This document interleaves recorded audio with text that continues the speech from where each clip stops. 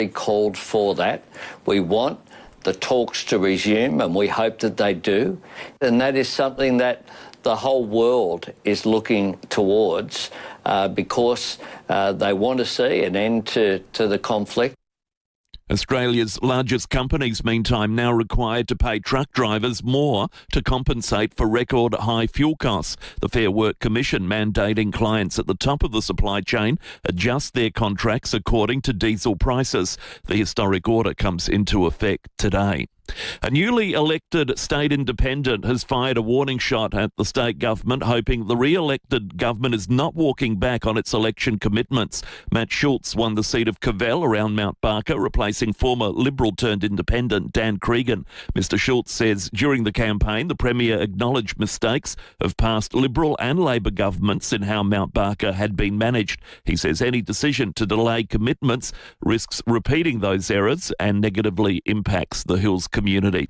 A study has revealed most school-endorsed apps are harvesting children's data. The Uni of New South Wales audit found 90% of applications started transmitting data, such as location and identifiers, to third parties before children even touched the screen. Dr. Rahat Masood says the apps include many common educational programs. For example, teaching the maths, teaching the English, teaching the spellings, comprehension. But what they are currently doing is that they are tracking the application and the users within that application through their identifiers. Woolworths will today defend allegations by the consumer watchdog that it misled customers under its Price Dropped campaign. The ACCC alleging the supermarket giant sold some products under fake discounts. A similar claim made against Coles, with the judgment reserved until the Woolworths trial ends. A collaborative and memorable activity is more likely to help university students retain what they've learnt. More from Gabrielle Hodson. Role-play, board games and murder mysteries. Welcome to the new world of tertiary education. A Monash University physiology lecturer has surveyed more than 400 of his students before and after an escape room workshop, finding his activities were engaging and gave students confidence, as well as vastly improving their attendance. On top of that, students talked about the classes for weeks afterwards, reinforcing what they'd learnt. In one activity, he plays a sick medieval king students have to diagnose, and in another, they relive a scene from Harry Potter. The findings have now been published in the Advanced Physiology Journal. Turning to 5AA Sport. Agostino Mitsubishi's is overstocked with demos that must be cleared. Upgrade your vehicle today. Nailsworth and Mawson Lakes. Someone who loves fun activities. Tom Rand, good morning. Yes, absolutely, Matty. I love a good fun activity. This one hasn't been so fun, though. The AFL apologising, to Zach Butters over its handling of the umpire abuse case. The Power Star has had his $1,500 fine thrown out due to a tribunal member, Jason Johnson, driving during last week's hearing.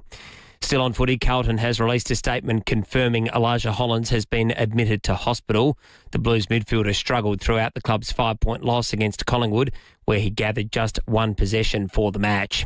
Meantime, Pie star Nick Dacos says he's been enjoying spending more time forward following Thursday's win over Carlton. I love playing up forward, and I feel like gives us a different look as a team, and also allows more players to roll through the midfield for us because we've got so many really strong midfielders. So, yeah, I think being a dynamic team, players that can switch positions, that works in our favour. One game in the IPL overnight, and it was the Mumbai Indians crushing the Gujarat Titans by 99 runs. And there's one game on in the English Premier League this morning. There's about 20 minutes to play. It's still 0-0 between Crystal Palace and West Ham. And that's the 5AA Sport. Now 5AA's forecast: sunny 29 today, cloud clearing tomorrow 27, then more sunny days 29 on Thursday, 28 for Anzac Day. Right now 18, 5AA, always Adelaide. Get saving now with City Discount Tyres. We're offering great deals on the world's top brands in tyres, wheels, suspension and parts. Suitable for four-wheel drives, SUVs and passenger cars, including Falcon, Michelin, Pirelli, Kumho, Hankook and many more. Finance options available. Search citydiscounttires.com.au and locate your nearest dealer today. City Discount Tyres. We're driven by value. City Discount Tyres. Your lawn is about to face its toughest months of the year. Are you prepared? Lawn Hub's Amateur Pack has everything you need to get your lawn through winter and out the other side looking lush and green. But you need to start now. pre-emergent weed control, cold weather fertiliser, wetting agent and more. All in home-friendly sizes with a step-by-step application calendar. Plus, order this month and you're in the draw to win a $3,000 BP fuel voucher. Lawnhub.com.au. I grow mine with Lawnhub. Every day, CommBank is helping millions of Aussies get ahead with Australia's best banking app. 16 years in a row.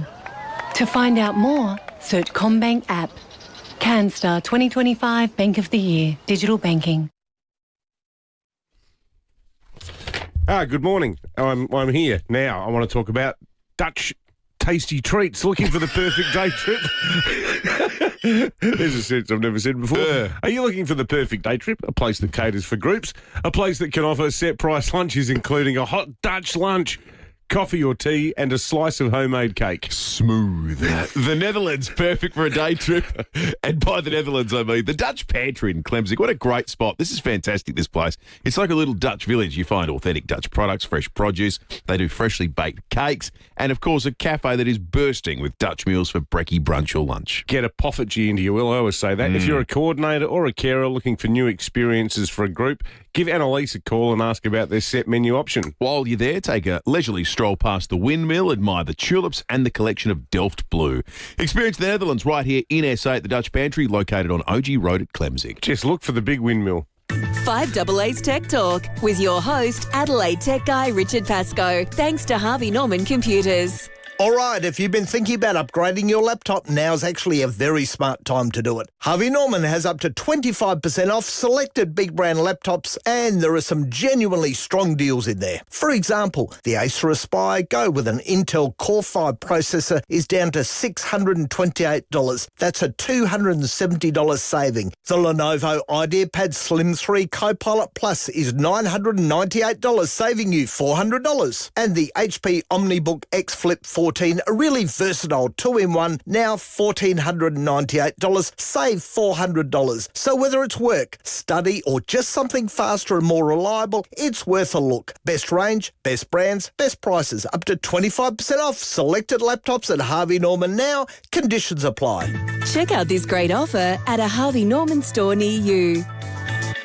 Come and join the team on 5AA. Zach Butters has been cleared due to tribunal member Jason Johnson's conduct amounting to an error of law. In summing up, it's the Constitution, it's Mabo, it's justice, it's law, it's the vibe, and no, that's it, it's the vibe.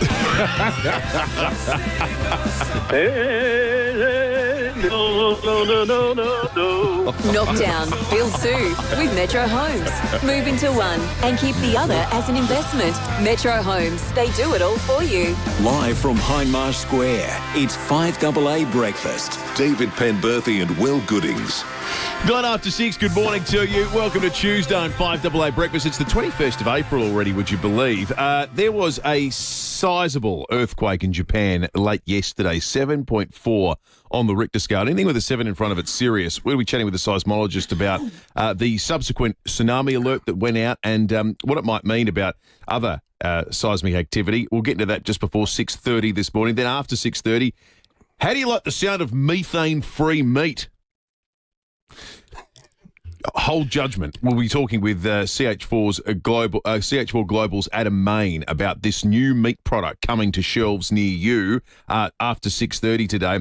After 7, I can't imagine anyone thinks banning young miscreants from public transport is a bad idea, which is why it was easy to get the Minister for Transport and Infrastructure, Joe Sukach, on this morning to talk about it. We're going to discuss the potential of use of these barring orders to keep repeat offenders off public transport. And Mr. Mice Guy, Steve Henry, looking forward to this from the CSIRO. He's their mice, the go-to man on all things mice.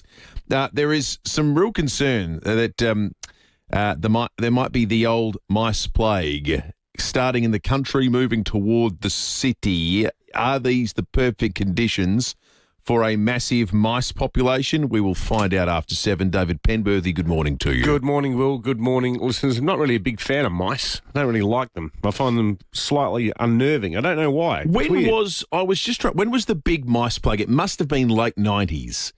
There was one in my lifetime because I remember where you couldn't see roads and stuff in the country. The boarders at school all went back to their farms to help their families deal with the mice plague. Seriously? And they came back with stories that the RSPCA would not approve of. Yeah, I can remember. They had a very practical solution. No more said. But it must have, my recollection, it must have been mid to late 90s, sometime around then. The last time I remember those really graphic pictures of, you'd open a shed door. A shed door, and they just literally fall out of the shed. Like pick up a piece of corrugated iron, and it was just like a perfect rectangle of mice that would just swarm off in every direction. Yeah, they give me the creeps, actually. And I hate it when you set a trap at home and then you got to catch the things and we'll get them out of the trap. I feel kind of ashamed of myself when that happens. Maybe I'm deep down a Buddhist or something, Will, which is quite ridiculous given that there's barely a living thing I haven't eaten. Yeah, but there's something about that circle of life element of that. You're just killing the rodent for the sake of it, being in your way. Well, they do serve a type of rat in Indonesia. Do they? Yeah. What's the garnish? What's the sauce? What do you put with the rat? They're barbecued. Oh, okay. I just hope not to having breakfast. They just stick a little lemongrass up their bum and put them on a jar grill. Paddy's had a good idea. What's a critter that you despise? What's something that just gives you the heebie-jeebies? 8223 0000 or text us on 044808 13. You're not a fan of the titanium triggerfish, are you? After what it did to you in Mauritius. Well, I'm now part of the food cycle. Is part of the issue. You're below it on the list of apex predators. I absolutely am. We saw each other in the water and only one thought food, and it wasn't me. That's right. They're bloody ugly-looking fish, though, aren't they? They're ugly. They're fine as long as you look don't, like drag queens. You don't swim over their nests. They've got all this glam makeup on them. Yeah, they're all colourful. They've got giant buck teeth. Yeah, they're huge inserted into my calf. They look like they should be coming on stage at the Mars bar at 2 o'clock in the morning with a feathered boa around their neck. They look like a sort of a dentistry class gone wrong. Have a look at this. Ugly. The final exam for dentistry. God was really having a lend with a few things, wasn't he? Yep. Like, have you seen those blobfish? That when you take them out of the water, they just sort of disintegrate. Yeah, they're like jelly with eyes. Oh, they're just horrible. What about the star-nosed vole? You ever seen one of them? No, you have to describe them for me. I don't want to. It's this mole that digs holes, but it looks like its face has been blown up. Yeah. It's horrible. Oh, that's not great at all. Yeah, unpleasant. But mice. I tell you what, though, in all seriousness, that is the last thing country people need. With all the dramas that they've had over the last couple of years, we've had floods, we had a drought for several years, we've had all the dramas with diesel. Like that this could destroy a lot of crops at a time when hopefully they're looking for a good season, good season in a few years. And it's why he's received awards for the work he's done making a very entertaining show that has also taught city people a lot about the perils of farming. The Jeremy Clarkson show, Clarkson's Farm. Yeah, I haven't watched any of it yet. It's great. And you know what? Because the bloke makes very entertaining TV and he's very funny and it's self-deprecating and he's this city sort of buffoon who's gone to think he can try his hand at farming, and that's fantastic.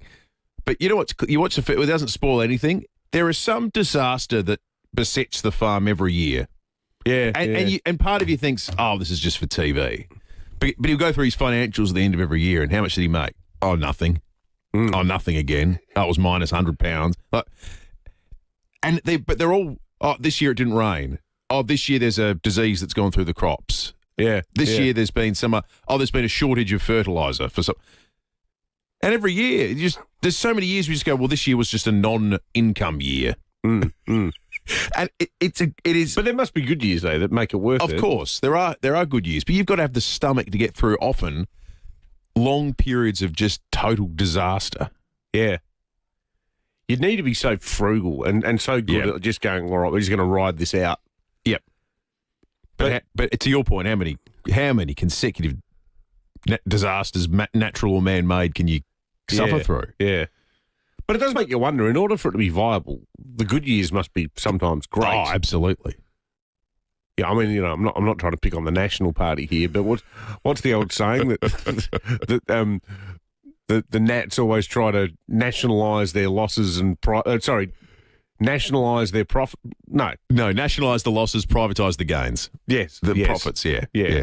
That's the old saying. We need a special cabinet meeting about this one. Thank you. I couldn't get out of that linguistic cul-de-sac, getting the sayings stuffed up. Andrew, like the Dutch Pantry out all over again. No, I found myself there yesterday trying to describe the capital gains tax changes with inflation now factoring in as opposed to just the flat 50% discount.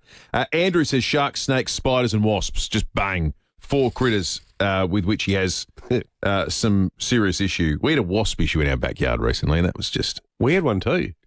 They just refused to leave, no matter what happened. It was just... They kept building nests. We kept removing them. How did you remove them? They were dislodged from the tree in which they were from a distance. with the tennis ball? Yeah, generally. Really? Yeah. So what I've done in the past with wasps is I've waited till it's dark. Yes, that's the right move. And then I've gone everything out I read with a plastic bag around my hands and just grabbed the nest and then folded the bag over and tied it up. Oh, that's a good idea. Because they're asleep. Yes. You know, one day down at Aldinga, I was carrying something out the front and I was standing on the veranda and I didn't realise that these bloody wasps, they'd made a nest inside the light fitting on the front porch.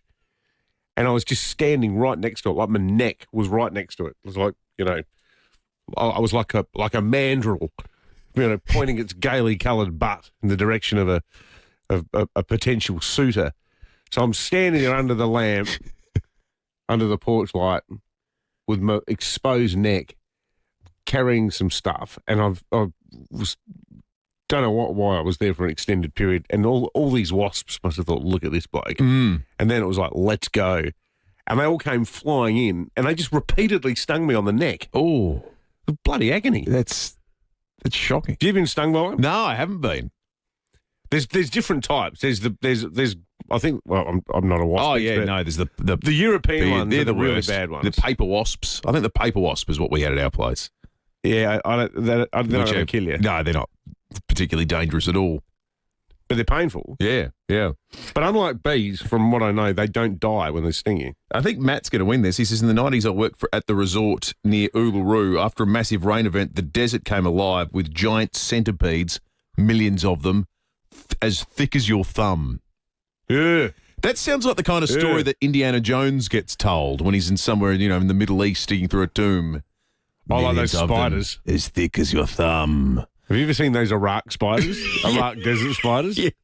They're unbelievable. That is excellent, Matthew. I think you might win at the moment for the most disturbing crittophobia. 8223 Text us on 048 08 1395. Back in a moment. Harris Scarf mid-season sale is on now. Save 40% off full-price quilts, 50% off full-price mattress toppers and memory foam pillows, plus 40% off full-price sheets. Don't miss out. Exclusions apply. Harris Scarf. Great brands, great prices. Not every conversation stays with you. This one will. Join Stephen Bartlett as he asks the questions and nothing is left unsaid. Search The Diary of a CEO wherever you get your podcasts. Adelaide Renaults Group is your local Renault crew who treat every project like it's our own. From kitchens to bathrooms and full home transformations, we bring design, care and inspiration to you with our mobile showroom. Visualise your renovation design in your home in real time. Discover what's possible. Get an instant quote and create the space you love, the one that truly feels like home. For inspiration and information, visit adelaidebuildingandrenos.com.au. Adelaide Renaults Group, your home, only better. Stop buying those 2-in-1 spray-on products from the hardware shop. Real lawn enthusiasts treat their lawn with a multi-step program, not whatever's on the shelf. Lawn Hub's Amateur Pack is pro-grade lawn care in home-friendly sizes. 5 products with an easy-to-follow application calendar, specifically designed to push your lawn through autumn, survive winter, and come into spring looking amazing. Take your lawn from zero to hero with 1 pack delivered to your door. Plus, order this month and you're in the draw to win a $3,000 BP fuel voucher. Lawnhub.com.au. I grow mine with Lawn Hub. Unmissable April offers at BWS. Get 2 30-packs of 4X Gold Lager block cans for $100. Save 24. Hurry, offer ends Tuesday. T's and C's apply. Choose to drink wise. Your Renault starts now. 2 homes will be one, and it could be you. It's the biggest giveaway in Australian television history. My Renault Rules starts tonight, 7:30 on 7. You can rent a little know you can rent a lot. Whatever you're doing, wherever you're going, you can rely on Red Spot to get you there. We're the all-Aussie family-owned car rental company in airport terminals and cities across Australia, with a new fleet and plenty of hybrid options too. Experience the exceptional service that earned us Product Review's 2026 Car Hire Service of the Year. Book direct and save now at redspot.com.au today, or call 1300 66 8810. Red Spot. Charmin shelving. How good Charmin shelving? I should really start getting these things in order now. I don't need a script to talk about Charmin shelving. That's why I just push the on button. I've been the proud owner of a Charmin shelf since COVID. The thing's still in the backyard, if you don't mind, not even undercover. Still looks brand new. All the locks and sliders and everything, drawers work beautifully. So there you go. Off the top of my head, how good There'll be Charmin shelving. archaeologists 1,000 years from now that are picking through ruins and they'll say, look at this. Yeah. This is perfectly preserved. I know the people who found Chichen Itza will go, this is in better nick than Look at this guy. the Mayans did. He cared greatly for his bits of irrigation. That's right. Get a little Charmin in your life. Bill and his team from Charmin will come out, measure your space, design it properly, then deliver and install a custom storage system that fits, looks great, and, as we say, lasts. In fact, plenty of people come back years later, there you go, because they've had Charmin shelving so long that they want to add to it. So check them out on Facebook, Instagram. You can visit the showroom in Windsor Gardens or simply jump online at charminshelving.com.au. There are many reasons why Steinborner Automotive is well worth the trip, with over 400 cars in stock across 10 yards in Gawler, Barossa and Clare, including SA's best range of certified used vehicles, from passenger cars to SUVs and commercial vehicles, plus a huge range of ex-factory demo Ford, Mitsubishi, Hyundai and Mazda, along with outstanding service from our award-winning staff. You know it's well worth the trip to Steinborner Automotive. View our whole range at steinborner.com.au. 5AA Breakfast is streaming live right now. To watch, simply head to 5AA on Facebook or YouTube. Knockdown, build two with Metro Homes. Move into one and keep the other as an investment. Metro Homes, they do it all for you. David Penberthy and Will Goodings, 5AA Breakfast. 22 minutes after 6, a 7.4 magnitude earthquake struck Japan yesterday. There was a tsunami warning, thankfully, and in fact there was evacuation orders that were made as well. Thankfully, nothing too serious beyond the initial quake struck. Remarkable engineering and architecture they have in Japan to withstand these kinds of things. All the same, anything with a 7 in front of it is big. No one knows better than our next guest, Adam Pascali, the Chief Scientist at the Seismology Research Centre. Adam, good morning to you. Good morning. So, Adam, this quake, was it? Where was it in Japan exactly? Or was it off the coast, or was it on the mainland? It was about 100 kilometres off the coast, so just north of where the big one from 2011 occurred. So it's in the same sort of region. Oh, so the one that took out Fukushima, so that one. Yeah, that's right. It's in the same section, so it's just a little bit further north, but still offshore at a similar distance. How rare is a 7.4, Adam? How many of those sort of in that range would we get over the course of a year, or that or greater? Globally, there's probably 1 or 2 sevens a year. It can be, I think, up to 5 or 6. So it's a logarithmic scale. Sort of the larger you go, the less often they happen. So you get 10 times as many magnitude 6s as 7. So yeah, it's a fairly rare event. And is there any report of any damage being done by this, Adam? A small amount of damage, yes, and there was a small tsunami recorded, so that it did actually generate a small tsunami.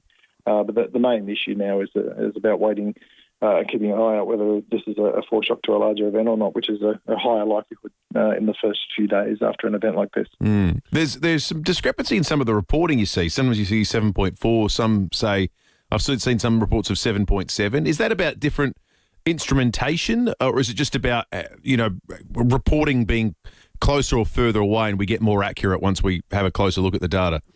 It's different authorities calculate the magnitude in different ways. I think the 7.7 is coming out of JWA, the Japanese authority on that, and I think 7.4 is what USGS are reporting. So there's always some discrepancy because people are using different stations to calculate the magnitude, and sometimes they're using even slightly different magnitude scales that it's a little bit hard to sort of explain easily to lay people, but they're always usually within a few points of each other.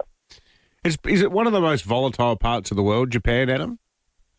It's on the rim of the Pacific Plate, which is one of the most active regions of the world. So this part is basically where the Pacific Plate is dipping under the Eurasian Plate. So it's one of the areas where we certainly have a lot more frequent large events.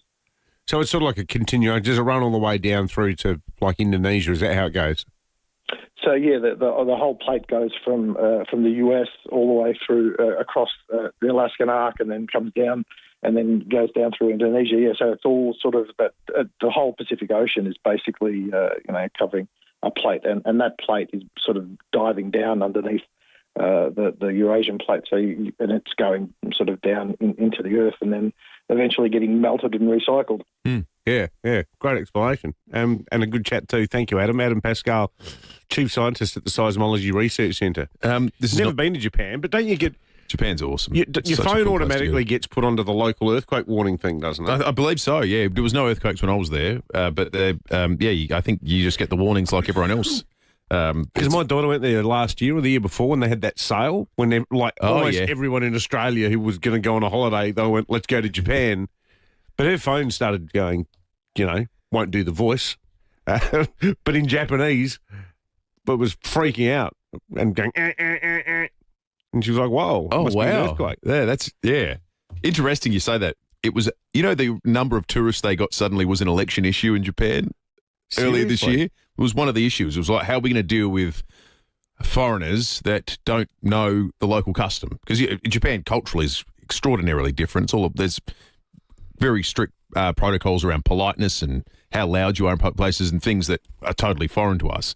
And it was an issue. Well, picking up rubbish and stuff we like that. We loved the economic benefit, but, at what cost? And it became our equivalent of a federal election issue.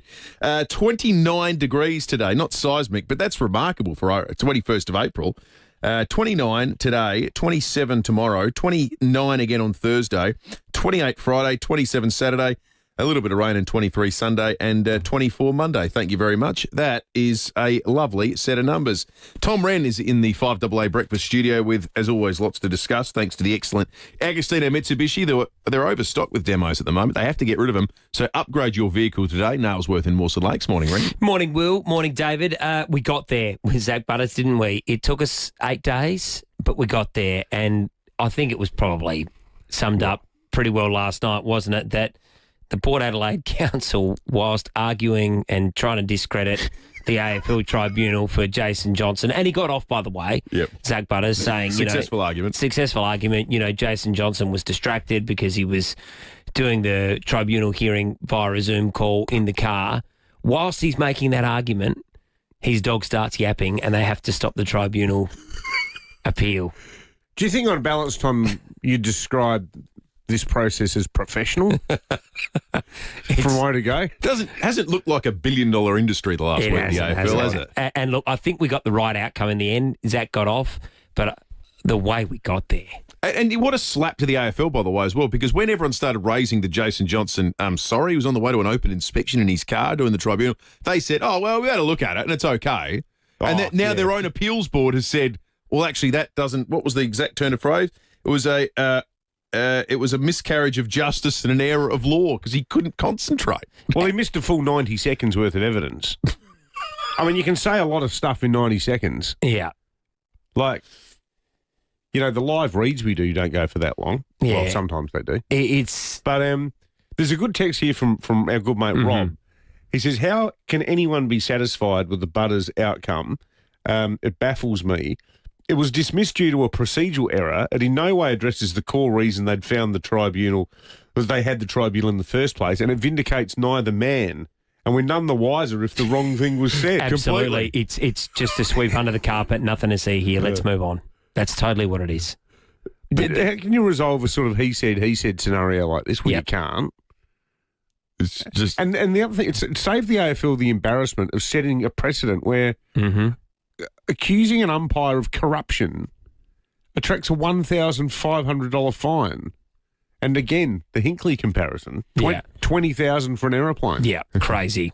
Elijah Hollands, this is a bit sad. He's been admitted to hospital overnight. So the Carlton footy club has released a statement saying that he's now in hospital. So I mean, no idea how long he's going to be there for, but clearly he's got some issues that he needs to work through and the club needs to work through. And I think the club is going to cop a lot of scrutiny for its handling of the whole situation. And DJ Vasiljevic released a statement last night thanking fans. He's obviously parted ways with the club. He's no longer with the Adelaide 36ers. So the brutality of sport, they're, like we've said, a centimetre or two away from winning a championship. Instead, they're now trying to... A week or two later, roster moves happen. Exactly. Yeah. Good on you, Rennie. Good on you, boys. Tom. Thanks for that.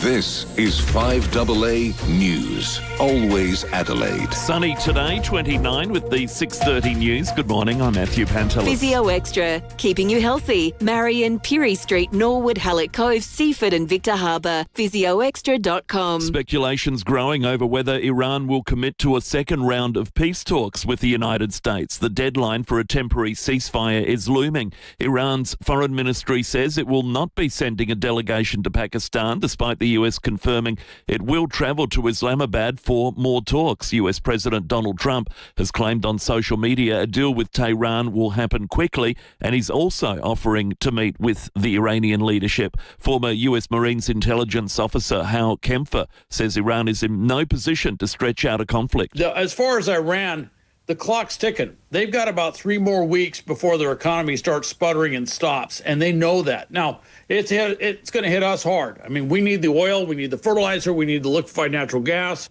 New laws requiring companies to compensate truck drivers for soaring fuel prices come into effect today. The Fair Work Commission delivering the landmark ruling, which orders primary contractors to cover dramatic diesel price hikes and conduct fortnightly reviews of their rates. Treasurer Jim Chalmers will meet his state and territory counterparts to discuss ways of reining in the ballooning cost of the NDIS. The federal government says the savings will be a key feature of next month's budget. Dr. Chalmers expected to ask jurisdictions to shoulder more of the financial load of running the National Disability Insurance Scheme. Dietitians say Australians need to be smarter with their protein intake rather than just increasing it to stay healthy. A CSIRO report finding most people are unaware what's required to meet weight loss and healthy ageing goals. Dietitian Nicole Pritchard says we need to be thinking about smart protein, not just more protein. Choosing whole foods like your lean meat, chicken, fish, legumes over really highly processed proteins. Making sure that you're distributing it through the day, because often we tend to load it a lot in at dinner. 5 youths aged 13 and 14 issued with a transit barring order following an investigation into a recent incident on the Belair train line. Last month, a woman was harassed on the train by a group of boys riding BMXs. Following interviews, 4 were issued with a formal caution for causing a nuisance, annoying or interfering with the comfort of others on a passenger service. 1 youth given a formal caution for assault in relation to attempting to hit the victim's phone out of her hand. SAPOL is conducting Operation Mountain, focused on addressing antisocial behaviour on public transport over the school holidays. A tsunami warning for Japan has been downgraded after a 7.4 magnitude earthquake struck off the country's northeast coast. Thousands urged to seek higher ground following the tremor felt hundreds of kilometres away in Tokyo. Seismology Research Centre Chief Scientist Adam Pascali says there's been some damage. A small amount of damage, yes, and there was a small tsunami recorded, so that it did actually generate a small tsunami. But the main issue now is about waiting, keeping an eye out whether this is a foreshock to a larger event or not, which is a higher likelihood in the first few days after an event like this. A Sydney teenage girl is encouraging younger generations to improve their manners in classrooms and on public transport. The Manners Matter initiative promotes everyday respectful behaviour, both in person and online. Founder Frankie Johnston says a simple please or thank you is becoming increasingly overlooked. Manners have definitely deteriorated, and I really wanted to do something about it because it really bothered me. So I started this awareness initiative to really reinforce the importance of everyday respect and how people interact with each other. Turning to 5AA Sport. Agostino Mitsubishi's is overstocked with demos that must be cleared. Upgrade your vehicle today. Nailsworth and Mawson Lakes. Good morning, Tom Wren. Good morning to you as well, Maddie. Well, 8 days after Zach Butters was reported for umpire abuse in Port Adelaide's loss against St Kilda, a $1,500 fine has been thrown out at the appeals board as the power proved a miscarriage of justice at the tribunal. because tribunal member Jason Johnson was driving it during last week's hearing. Still on football, Carlton's Elijah Hollands has been hospitalised. Eddie Summerfield reports. 4 days on from what Carlton described as a mental health episode, Elijah Hollands was last night admitted to hospital.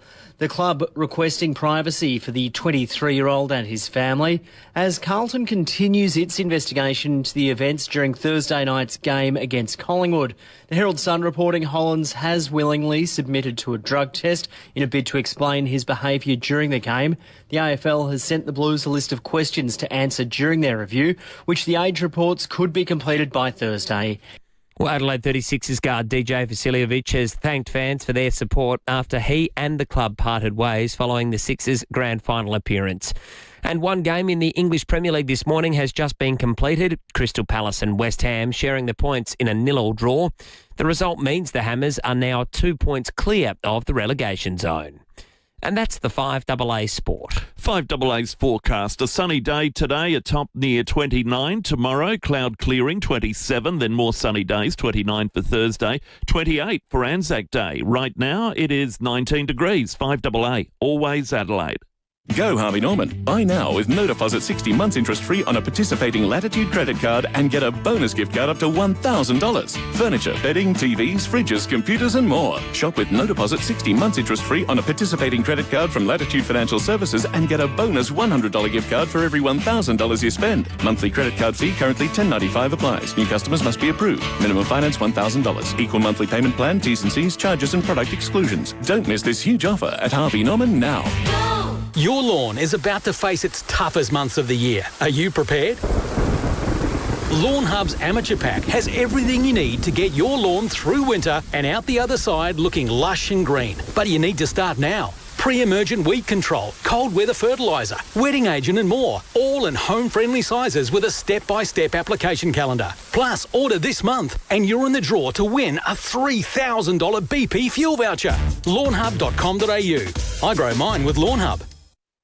Now, let's be honest here. Sometimes it's not selective hearing. If someone close to you seems withdrawn or struggles in noisy places, it might be time for a gentle nudge towards a hearing check. Can Do Hearing makes it easy with 9 locations across SA, including the new McLaren Vale Clinic. They offer expert audiologists and SA's widest range of hearing aids tailored to your lifestyle goals. From hearing the doorbell to enjoying dinner in a busy cafe, there's a solution that fits. Profit support Can Do for Kids, helping children with hearing and vision loss thrive.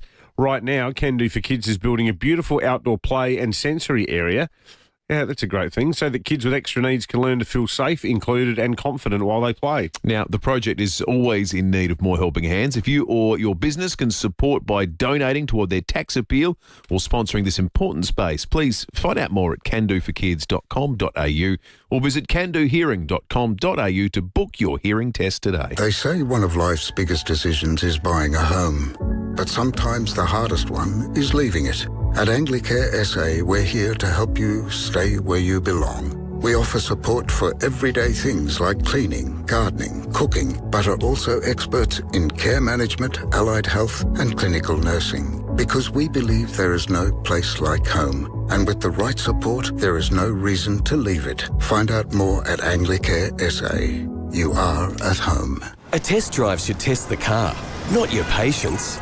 In the city, it's traffic lights, roundabouts and stop-start driving. So take your foot off the brake and open it up a little. Come to Barossa Auto Group and test drive all the big brands. Ford, Volkswagen, Honda and Kia. Available to test drive through the stunning Barossa. We'll even buy you lunch to make a day of it. T's and C's apply. Barossa Auto Group. Tanunda and Nuriutpa. Book a test drive today. Knock down, build 2 with Metro Homes. Move into one and keep the other as an investment. Metro Homes, they do it all for you. David Penberthy and Will Goodings, 5AA Breakfast. 20 minutes to 7, police and weather coming up this half hour. In an effort to always educate ourselves and learn more about new things, we often speak to the innovators. And this morning we're chatting with Adam Main from CH4 Global about a new product coming to us. In fact, I think it's on shelves at the moment. Yeah, this methane-free meat. Adam Main, good morning to you. Good morning, guys. Hey, Adam, correct me if I'm wrong, mate. I reckon we did a story about you years and years and years ago as Breaking at 8, revealing that this was underway and was close to going from being a pipe dream to a reality. Is that correct? Yeah, it's a reality now. It's been a while. It's been almost 7 years working diligently in South Australia, mate, to get this over the line. I remember that chat. Yeah, because we were talking about the seaweed food. Yes, mate. Well, the goal was to always get it into the supermarkets and the butchers of South Australia, so the people that live here and support us every day growing our seaweed here in South Australia get to eat the low methane beef. So these cows, Adam, so they're not eating an exclusively seaweed diet, but their regular diet is being supplemented with, what is it, like 10% or something of seaweed? Yeah, mate. Look, if you think about they eat like a sort of the size of a hay bale each day of various different things.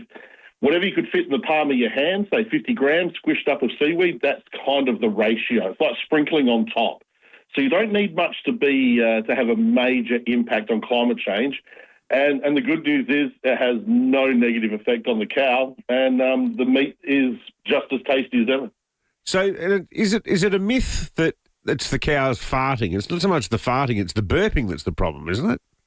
Yeah, mate, look, I'm past 50 now. I still get to talk about farting and burping, which is fantastic. Being a bloke, that's great for the funnier. Yeah, mate, I don't know if the kids enjoy it more or the people I talk to at conferences, but basically, yeah, it's not the rear end, it's the front end. So these guys will chew over their feed and they keep it in a great big, fourth stomach, and while they're digesting it, they burp out gas that's created just as a natural sort of scenario in the stomach. But the good news is we've created a natural solution to that natural problem. Does it make it more expensive, Adam? Well, the whole goal of it is if we get this right, the farmer's not put out, the purchaser's not put out.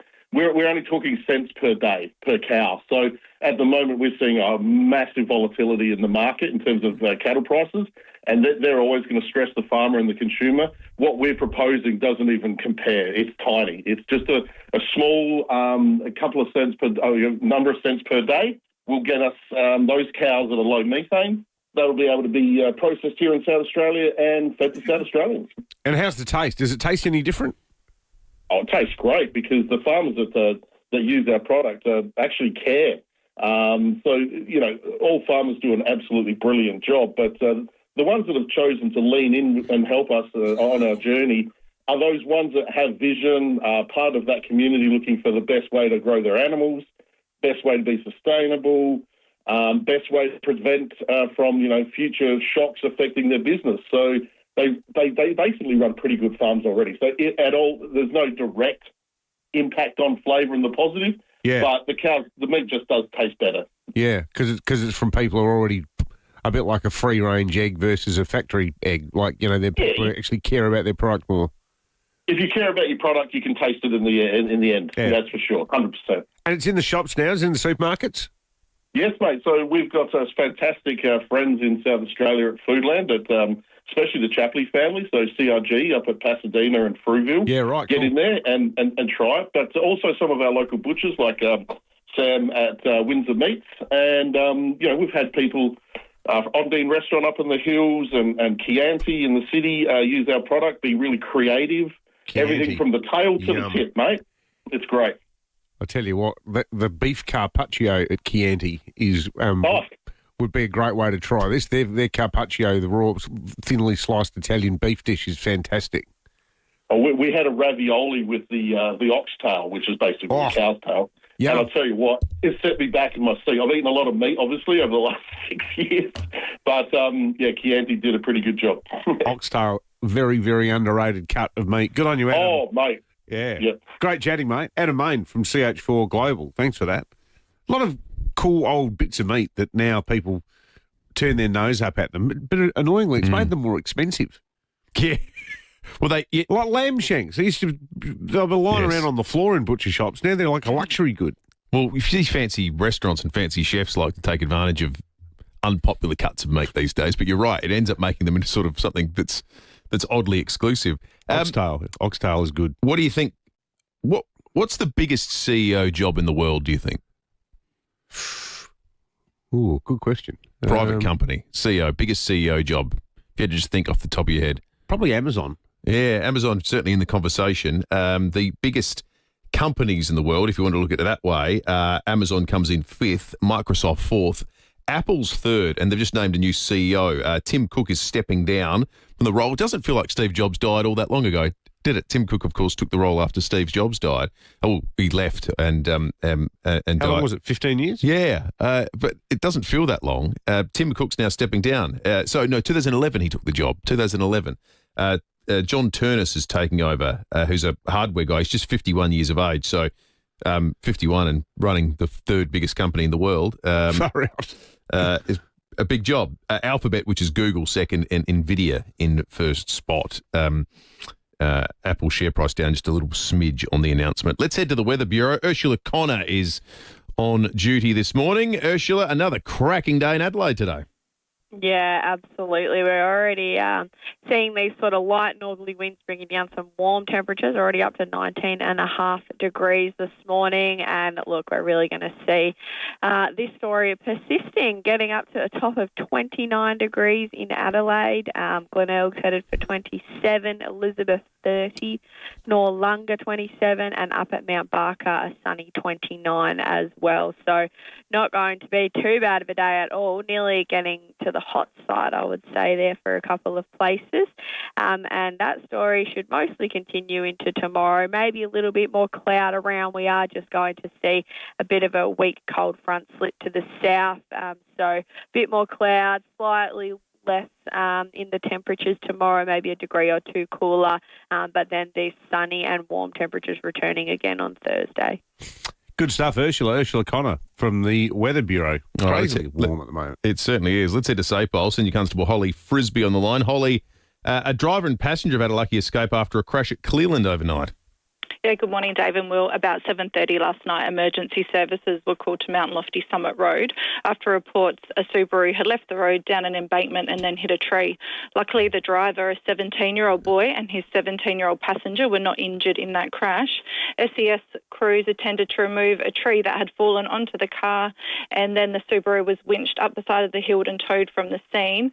The driver was issued a fine for driving offences with that one. Holly, also another crash. This was in Warradale. What's the story there? About 9:45 last night, police and emergency crews were called to Diagonal Road after a Subaru station wagon collided with a Stobie pole and then through the fence of a nearby home. The driver and sole occupant, a 42-year-old Warradale woman, was taken to hospital with minor injuries. The car sustained extensive damage and was towed from the scene, and police asked anyone who was witness to that collision to contact Crime Stoppers on 1800 333 000. Also, Holly, a suspicious car fire at Hillbank this morning. Yeah, about 4 o'clock, police and MFS crews were called to Ashwood Boulevard to report of a Holden on fire. Fire crews quickly extinguished the fire, not before extensive damage was caused. Checks on the car revealed it had been stolen from a Windsor Gardens home last week, and crime scene will be in attendance today to determine the cause of that fire. And we once again ask anyone who was witness to this incident to contact Crime Stoppers on 1800 333 000. Good on you, Holly. Senior Constable Holly Frisbee from SAPOL. The RBA put out a tranche of data called the Consumer Payment Survey triennially, so once every 3 years. So they put it out for last year, 2025, 2022, before that, 2019. And essentially, it has a look at how we're paying for things. And it was really interesting this time because it came out yesterday, and for the first time since they've been recording the data in 2007, there was a shift in terms of cash payments. So 15% of payments were made in cash in 2025. It went up from 13% in 2022. Now, at every previous survey from 2007... Which years are we talking? So this is the survey last year. They do it every 3 years. Right. So this is the first time it's gone up. This is the first time a trend away from the use of cash is reversed. So more people are using cash? Yes, that's right. It was 13% of all transactions in 2022. It's now up to 15%. And there's some interesting information in this. So 15% of all transactions, 8% of all purchase values. So typically that's made up of people use cash on things that aren't particularly expensive. 1 in 4 payments for things under $10 are made in cash. Isn't there one explanation only for this? Which is? Illegal cigarettes. It's the only possible reason. Well, I was thinking there's also this push now. There's a pushback that didn't exist in 2022. Nothing other than cigarettes. That's it. Well, I would have. There are campaigns. There's that lobby group that's now about saving cash that exists in Australia. They're just fringe people. You think the thing that moves the dial that big is that there are hundreds and hundreds of illegal tobacco stores across the country that get shut down one day and open the next. That's fascinating. And a lot of them won't take cash or won't take credit cards, but those that do, a lot of people would think twice about using the sort of recently obtained ATM on the long extension cord plugged into the wall of Habib Enterprises and importing gift shop. It's smoking. That's a credible theory. There is something interesting that is happening too.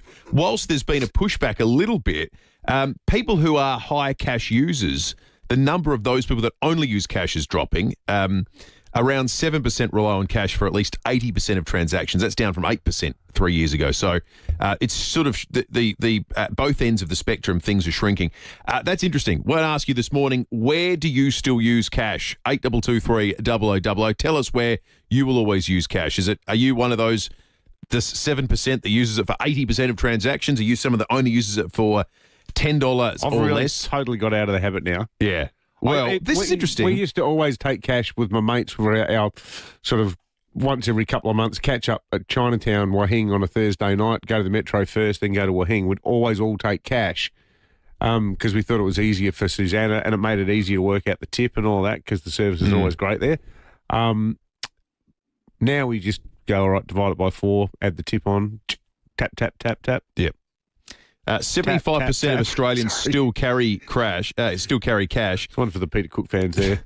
Bloody Greta Garbo. This surprised me. The median amount. What do you think the median amount of cash people carry is? 75% of Australians still carry it. I would say it's $50. $65. Yeah, right. $65. Do you ever carry any cash? No, never. There's probably a bit of cashies going on. That's part of this. Could be it. Like there's a lot of that. Yeah. All right, we might take a break. We'll take some calls on this very shortly. Let's check traffic. Morning there. Got lights on the blink to look out for this morning on the drive into Bedford Park. They're flashing yellow South Road near Flippers Drive, just near the hospital there. Medendi Gardens, a burst water main, Nottage Terrace near Main North Road, just near Scotty's Motel. And still got a few delays at Crafers, sorting out those busted barriers from that nasty truck crash the other week, just near the Crafers interchange on the freeway. Early morning camera today, Port Road, Adeldinger. Get the care you deserve at My Car, Tire and Auto. Visit mycar.com.au. Call 13 28. My Car, Tire and Auto, people first. Adelaide's most accurate traffic on 5AA. Kids don't want to wait. The sooner, the better. Every moment is a chance to learn and grow. And they're right, it is. The first few years of a child's development play a hugely important part in their future, in learning and in life. That's why the state government is rolling out 3-year-old preschool from 2026. Because the sooner they start, the further they can go. Learn more at flyingstart.sa.gov.au. A message from the Government of South Australia. At Coles, save on snack time with half-price Kellogg's LCMs or Nutri-Grain bars 100 gram to 110 gram for just $2.25. Save in-store or online at Coles. Offer ends Tuesday. You don't just cook a good barbie, you command it. You're head of the grill, keeper of the flame, sovereign of the snag, which is exactly why your kingdom deserves an Adelaide outdoor kitchen. Choose the best appliances, add a bar fridge, a pizza oven, or make jaws drop with a custom-made concrete benchtop designed as a statement piece. These things are great, handmade, one of a kind. They do indoor benchtops too. Every piece crafted just for you, no two slabs ever the same. Experience the Wow Factor range in person at the Seaford Meadows showroom on Farrow Circuit, or contact Adelaide Outdoor Kitchens for more information. Serious hosts have serious kitchens. Build yours with Adelaide Outdoor Kitchens. Visit adelaideoutdoorkitchens.com.au. Comparing Lawn Hub's Lawn Care Essentials Pack to the stuff you buy at your local hardware store is like comparing barista-made coffee to instant coffee. One is superior. With Lawn Hub's Lawn Care Essentials Pack, you'll get 5 pro-grade lawn treatments, the same sort used on stunning golf greens. And with an easy-to-understand application calendar, Lawn Hub will help you transform your lawn from zero to hero in 4 easy steps. No guesswork, just results. Order direct online from lawnhub.com.au. I grow mine with Lawn Hub. Introducing the Caliente by Beechwood Homes. A multi-level masterpiece of design, innovation and style. Inspired by the effortless glamour of Palm Springs in California, it's bathed in natural light through clever architectural design. At its heart, a stunning 6-metre island bench anchors a kitchen that's as beautiful as it is functional. The Caliente is open for viewing at 10 Simon Crescent, Craigburn Farm, Saturdays and Sundays 1 to 4:30pm. Life's good. It's even better in a Beechwood home. Knockdown, build 2 with Metro Homes. Move into one and keep the other as an investment. Metro Homes, they do it all for you. David Penberthy and Will Goodings, 5AA Breakfast. 5 to 7, interesting chat coming through on the text line about the RBA's triennial consumer payments survey. Pushback on cash, is it because of illegal smokes or something else? We're asking you about when you still use cash. Where do you still use cash? 1 in 4 payments under $10 made in cash, 15% of all transactions. Debbie in Modbury Heights, good morning. Hello, how are you going? Good, thanks, Debbie. Yeah, I use cash everywhere, and I always will, until they make it it's classed as a legal currency, isn't it? Until Legal they tender. say no, it's not legal anymore. Well, I'm going to keep using it. Does that mean you don't go to like Adelaide Oval and stuff like that, Debbie? I do go to Adelaide Oval, but I'm not happy about using my cards there. I'd rather cash. Yeah. I've been brought up that way, and that's the way I'm a You prefer it? baby boomer. I just don't like change. Fair enough. 7%. Debbie's in the 7% that use it for 80% of transactions. Another Debbie in Semaphore this time. Debbie number 2, good morning. Good morning, gents. I mainly try to, I use cash where they charge me like a fee. Because, 10 cents here, 20 cents here could add up to like a coffee at the end of the week. Yeah, they snip you all the time with those little charges, don't they? They're trying to get rid of it, but now, well, this is the thing. Getting rid of the surcharge, one of the arguments is all you're doing is spreading out that fee now across cash users as well, because it'll just be consumed in the cost. Yeah. The cost on the menu of things. Maxine, good morning. Good morning, gents. How are you? Good, thanks, Maxine. So I will use cash at my nail technician because they have a loyalty card, and if you use cash, they'll stamp it twice, which means I get $15 off for every 5 visits instead of every 10. And my hairdresser will give me a discount for cash. And just what I've heard is that the illegal smoke people will take a card, but they take a 10% surcharge as well. Yeah. I've heard a similar thing, Maxine. Just what you heard, Maxine. Well phrased. Let's go to South Brighton. I'm just saying. It's good information. Word gets it's around. Good intel. No, I appreciate Booming Maxine industry. calling in and letting us know what she's heard. David, South Brighton, good morning. Yeah, how you going, guys? Good, thanks, It's Dave from St. Arnaud in Victoria today. Hey. Our last night of a bike trip with 12 guys, and the cash discounts that we were able to get at some of the motels was quite substantial. Some nights over $100 on a group of 12 blokes. So that helped buy the beers and stuff like that. But mate, when there's a saying, I'm as full as a plumber's wallet when you've had a big meal, and that's a saying that often the boys use when I'm around. So no, it's great. Good on you. Thanks, Dave. Enjoy your trip. Brad in One Tree Hill, good morning. Yeah, good morning, Dave and Will. Yes, I won't leave home without the old Family and Grange and the skyrocket. Doesn't feel right, Unless I got money in my wallet, I just don't feel right. It doesn't feel right to me, and I'm paranoid that if I go somewhere and I put something on a card and the machine eats my card, I'm buggered. Yeah.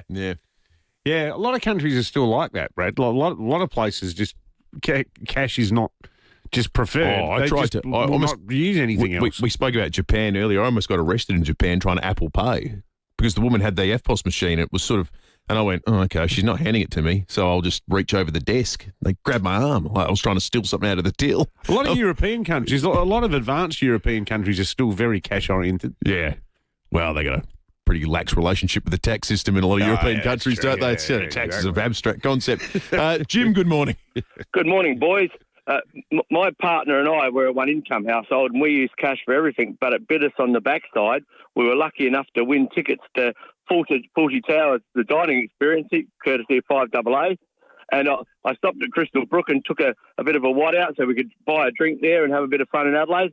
And ordered a drink at the bar. And they said, "Oh no, card only." So we had to sit and sup water while we enjoyed our dinner. Oh, no. Well, sorry to hear about that, Jim. But it is an increasing number of places that do that, aren't there? Yeah. For everyone that's offering a cash discounts for cash, there's others that are saying no cash at all. Here, no cash. Here, no cash. All right, we're going to take a break. Can't believe it took us that long to say that. I know, unbelievable. Yeah. We're slipping. Tap, tap, tap. 5AA Breakfast is streaming live right now. To watch, simply head to 5AA on Facebook or YouTube. The news and information that matters. This is 5AA News. Always Adelaide. Sunny and 29 today with the 7 o'clock news. Good morning, I'm Matthew Pantelis. State-of-the-art facilities, hands-on treatments and same-day appointments. 6 locations. PhysioExtra.com. US President Donald Trump says it's unlikely he'll extend the 2-week ceasefire with Iran if an outcome is not reached before it expires. A delegation of US negotiators planning to travel to Pakistan for a second round of talks. Tehran yet to commit to the discussions. Former US Marines intelligence officer Hal Kempfer says Mr. Trump is clearly increasing urgency on Iran to reach a deal. President Trump tends to go towards, very strong rhetoric to make it very clear what the consequences are. This is one of those cases.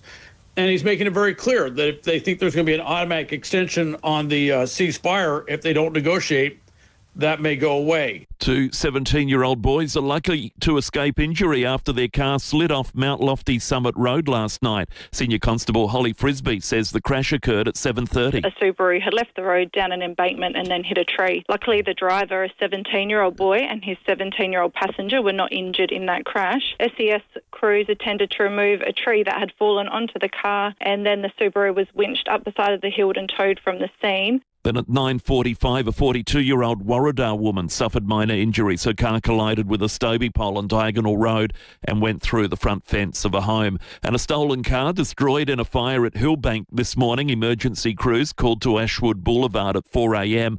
The car had been stolen from a Windsor Gardens address last week.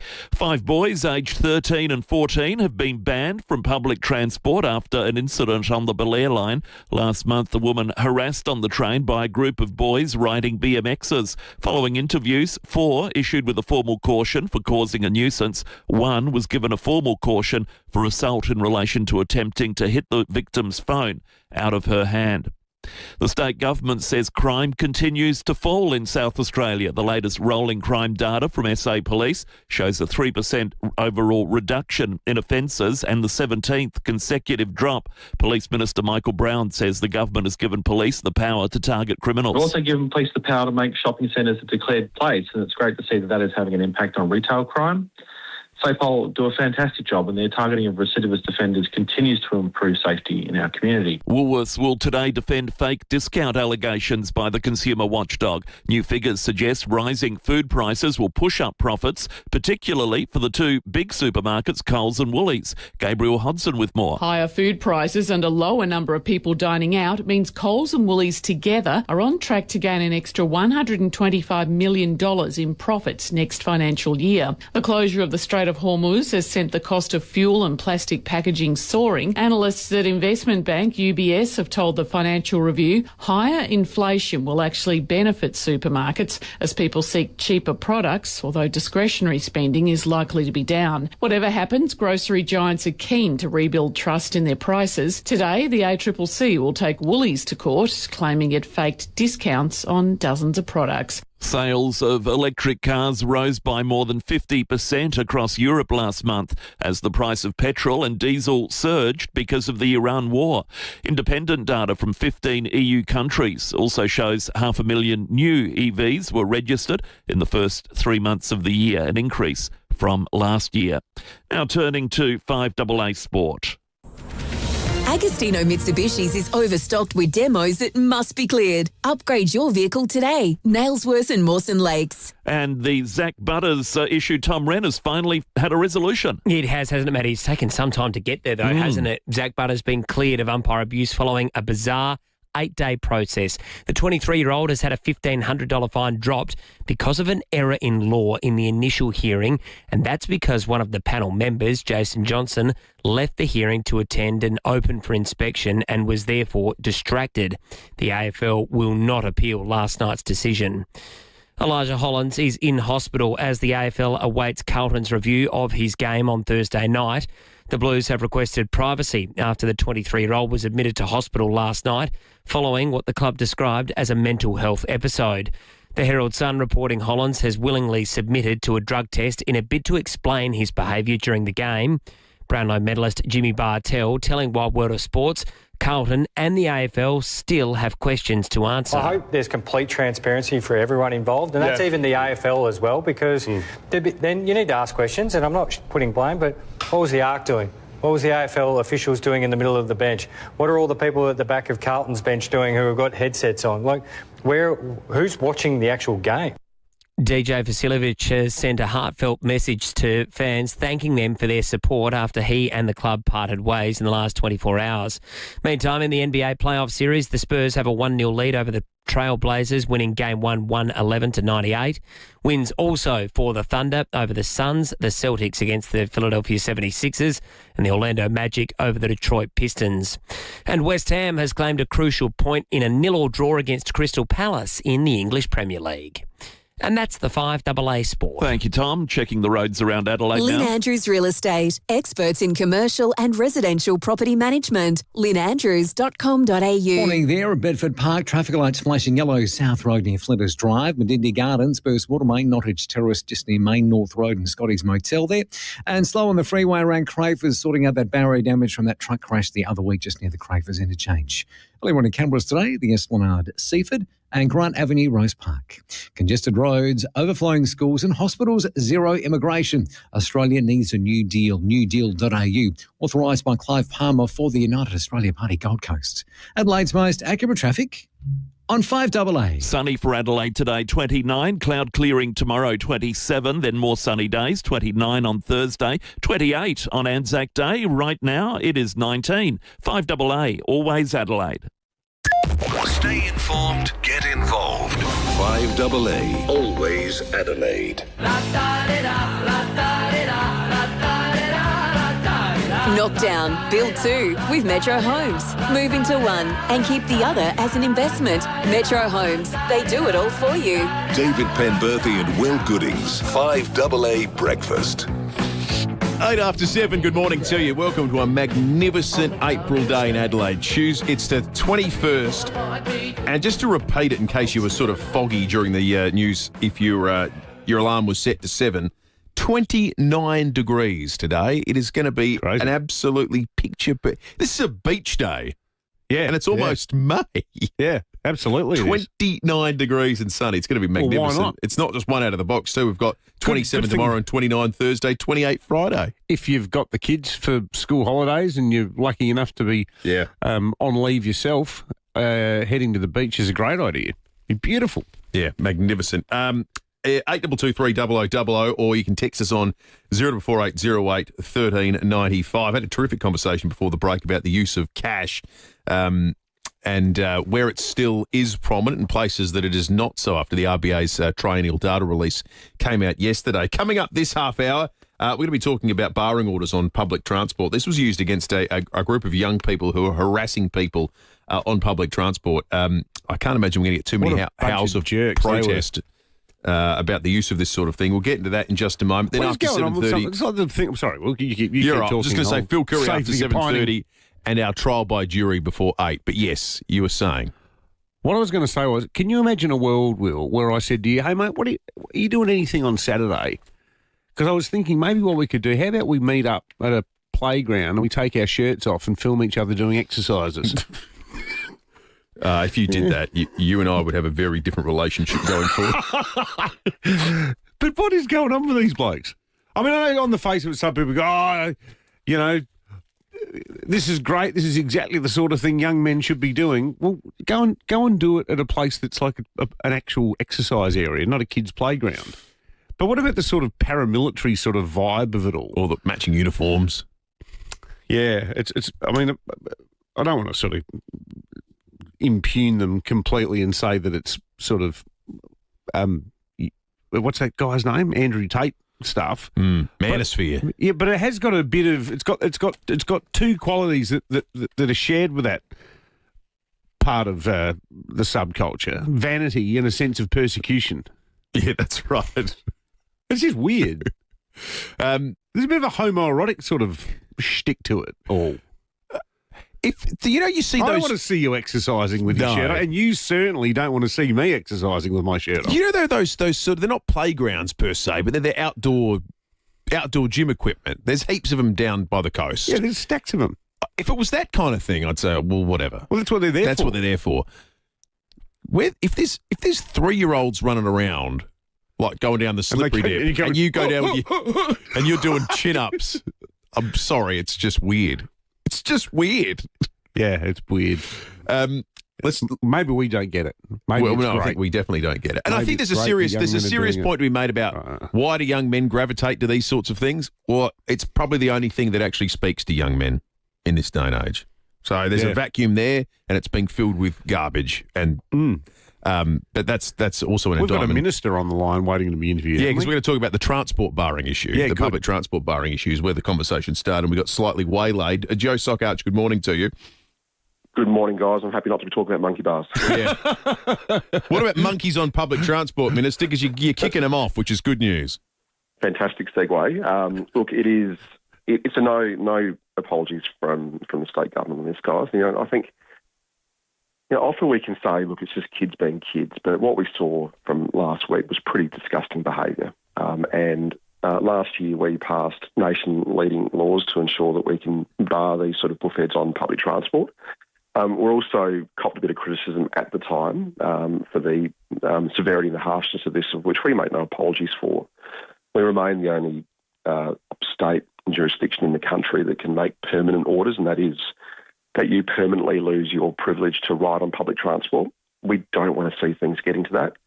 But what this shows is that South Australia Police have done the excellent work that South Australia Police always does, and investigated this matter, issued these orders, and let it be a stark reminder to anyone who wants to, behave in a sub-criminal way, but in a really disgusting way, in an antisocial way, in a way that we don't want to be seeing anywhere close to or anywhere near our public transport. How does the ban work, Minister, and how long does it last for? I mean, I presume they're not banned for life.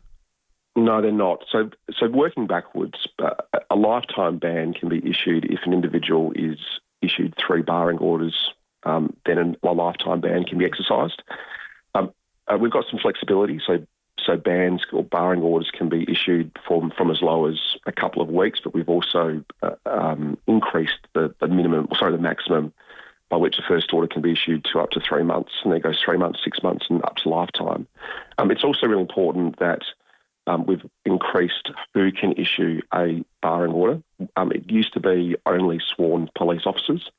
They have a very extensive footprint across our public transport system through their dedicated operations and staffing, but also now we have capacity for our safety officers and people that we've employed through Adelaide Metro and through Keolis, the private security operator, can issue these bans as well. So we want flexibility, we want immediacy, and we do want to send a very clear message that even though it's a very small number of individuals who are doing this, there's no place for it, and that we're going to come down on them like a ton of bricks if they do. And how is it enforced? Look, it's enforced like any other barring order, like a barring order at a pub or a barring order at a pokies venue. We have, and we've seen some details of this across the last couple of weeks, police extensively across the network. We have security guards extensively across the network, and we also have our Adelaide Metro staff right across the network too. We've got a high degree of intelligence that we share. I'm not going to tip off how we do that here on air, but safe to say we know who these people are, and we don't want to see them jumping on trains or trams or buses. And if they do, then it also is a penalty as well. Do you know how long these kids have been banned for, Minister? Look, these ones are a matter of a bit of flexibility across. I understand that some have been as low as a couple of weeks and others have received a bit more. We've also been advised that, as you often see, is that actually a caution has been issued, which is a formal process, and I know a lot about this from my time as a police minister, a formal process of which a caution is issued to a young person. We don't want, frankly, we want these 13 and 14-year-olds not doing this again, learning from their mistakes. Some of the behaviour and some of the language that was issued, that was used, was pretty disgusting, but we don't want to be seeing swearing or cursing across that network. But one of the things which I know was said was to this innocent woman to get back in the kitchen. That's that kind of, and picking up on your last point about Andrew Tate and this sort of underlying troubling misogyny that's sort of trickling through parts of our community. It's gross behaviour. We want to stamp it out, and hopefully this is going to be a scare that these young boys have got that will see them never do it again. So what happens to someone who's got a barring order, goes back on on the public transport and gets caught? Look, it can be a pretty serious offence. Under the legislation, there can be a fine issued or a further and extensive barring order, which removes their privilege for a very long time, if not forever, from ever riding public transport again. Good stuff. Minister Joe Sockarch, the Minister for Infrastructure and Transport. You just lost all your Bel Air privileges. Great concept. That last bit to me sounds a bit like, we're going to take your licence away, and then if you get caught with driving without a licence, well, we're going to ban your licence for even longer. Yeah. Although you would hope, perhaps it's a naive and forlorn hope, but you would hope that the process of like, okay, you're coming in, we know who you are, this is happening, you've now got a record, you would hope that's the jolt that's required. Yeah. I mean, I don't think anyone's sensibly saying, oh, they should be banned forever. Never catch a bus. Oh, you know, train for the rest of your life. Some of the stuff you hear about people getting up to on public transport, I've been more than happy for them to be banned for life. Well, yeah, like that bludger on the Grange line last year who was attacking the elderly couple. If you're attacking, we had that lady on the show and she said, we're not going to come in from North Haven anymore. Yeah, and well, though they won't, and I wonder how many others that listened or watched that on the news who say, well, I'm not going to be taking public transport anymore. 17 after 7. Lots of texts coming through, 0448 08 1395. Might get to some of those in just a moment. It's talking about Japan, isn't it? You think, imagine if you bunged on this sort of stuff in Japan or in a lot of Asian countries. If young people did it, they just wouldn't, because it's hardwired into them. So why do we allow slovenly antisocial behaviour, loud audible swearing, not standing up for older people? Like you can immediately identify the troublemakers among the Japanese youth on public transport by the fact that they're talking, audibly. You can even hear them sometimes. Is that frowned upon? Oh. You just wonder where it's all going. That's probably the most deviant behaviour you'll see among young people on public transport. You're right, totally different culture. Let's check traffic. We'll come back with more in just a moment. Morning there at Bedford Park. Traffic lights flashing yellow, South Road near Flippers Drive, at Dindy Gardens, Burst Water Main, Nottage Terrace near Main North Road and Scotty's Motel. Pretty slow around that whole area this morning. And Crowfor's still got that barrier damage getting sorted on the freeway, so should be slow on the drive in or out just near the Crowfor's interchange today. Early morning camera, Main South Road, Old Nollunga too. Ready for electric performance with serious capability? Check out the BYD Shark 6 to lock in a limited time great deal, but only till June 29th. Adelaide's most accurate traffic on 5AA. 5AA Mornings with Graham Goodings. Australia is heading for a population of 40 million people by 2065. That's 14 million more in just 40 years' time. That's not a good thing because there's no national plan to manage it. Graham Goodings. We're running the risk of overcrowded cities, soaring housing costs, well, we've got those already, and services stretch beyond reasonable. Weekday mornings from 9 on 5AA. Always Adelaide. Signs you may have Big D envy. You've been invited to a mate's house to watch the footy, but you decline. Another mate's having a birthday bash. You make up an excuse not to attend. And finally, you feel like your partner is comparing what you have to what your mates have. Avoid Big D envy. Get in touch with Big Difference Home Improvements. From outdoor blinds to stunning verandas, pergolas, timber decking and carports, Big Difference Home Improvements will change your life. BigDifference.com.au. 5AA's Tech Talk with your host, Adelaide Tech Guy Richard Pascoe. Thanks to Harvey Norman Computers. All right, if you've been thinking about upgrading your laptop, now's actually a very smart time to do it. Harvey Norman has up to 25% off selected big brand laptops, and there are some genuinely strong deals in there. For example, the Acer Aspire Go with an Intel Core 5 processor is down to $628. That's a $270 saving. The Lenovo IdeaPad Slim 3 Copilot Plus is $998, saving you $400. And the HP OmniBook X Flip 14, a really versatile 2-in-1, now $1,498, save $400. So whether it's work, study, or just something faster and more reliable, it's worth a look. Best range, best brands, best prices, up to 25% off selected laptops at Harvey Norman now. Conditions apply. Check out this great offer at a Harvey Norman store near you. For those whose pool is the main feature of their yard, Walco offer a special mesh cover to keep debris and leaves out while making your pool area look stunning all through winter. Join the great cover-up and ask Walco about their stylish new mesh pool covers. walco.com.au. The future of driving is here at Solitaire Volkswagen with the all-electric Volkswagen ID4 and ID5 available now for immediate delivery. Combining cutting-edge technology, effortless performance and sleek design, they're built for a smarter way to move. Experience the next generation of driving today. For April only, purchase a Volkswagen ID5 and receive a complimentary accessory package valued at $1,000. T's and C's apply. Drive electric today at Solitaire Volkswagen, Hawthorne or Prospect. Rosanna Mangiarelli here from 7 News. Join me and Will Goodings for Adelaide's leading news hour, 7 News, tonight at 6 o'clock. Knock down, build 2 with Metro Homes. Move into one and keep the other as an investment. Metro Homes, they do it all for you. David Penberthy and Will Goodings, 5AA Breakfast.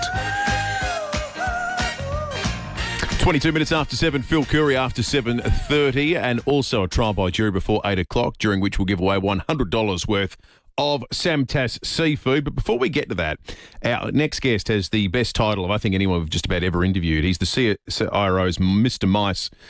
Steve Henry, Mr. Mice Guy, good morning to you. Good morning.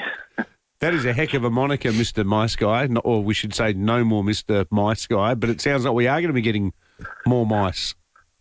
Oh, look, it's a title I've tried not to own. Sorry about that. It keeps coming back, but yeah, we are seeing a few mice on the Adelaide Plains.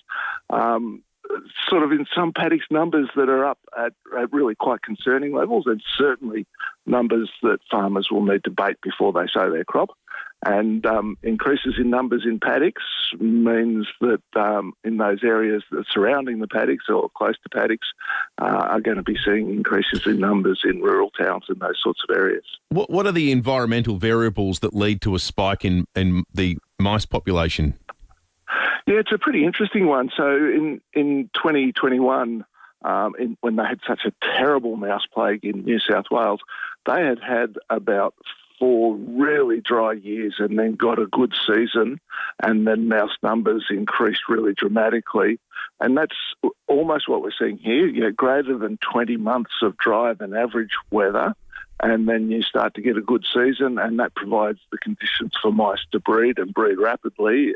And because they have 6 to 10 babies every 19 to 21 days, you can see that numbers can increase really dramatically if conditions are favourable. Yeah.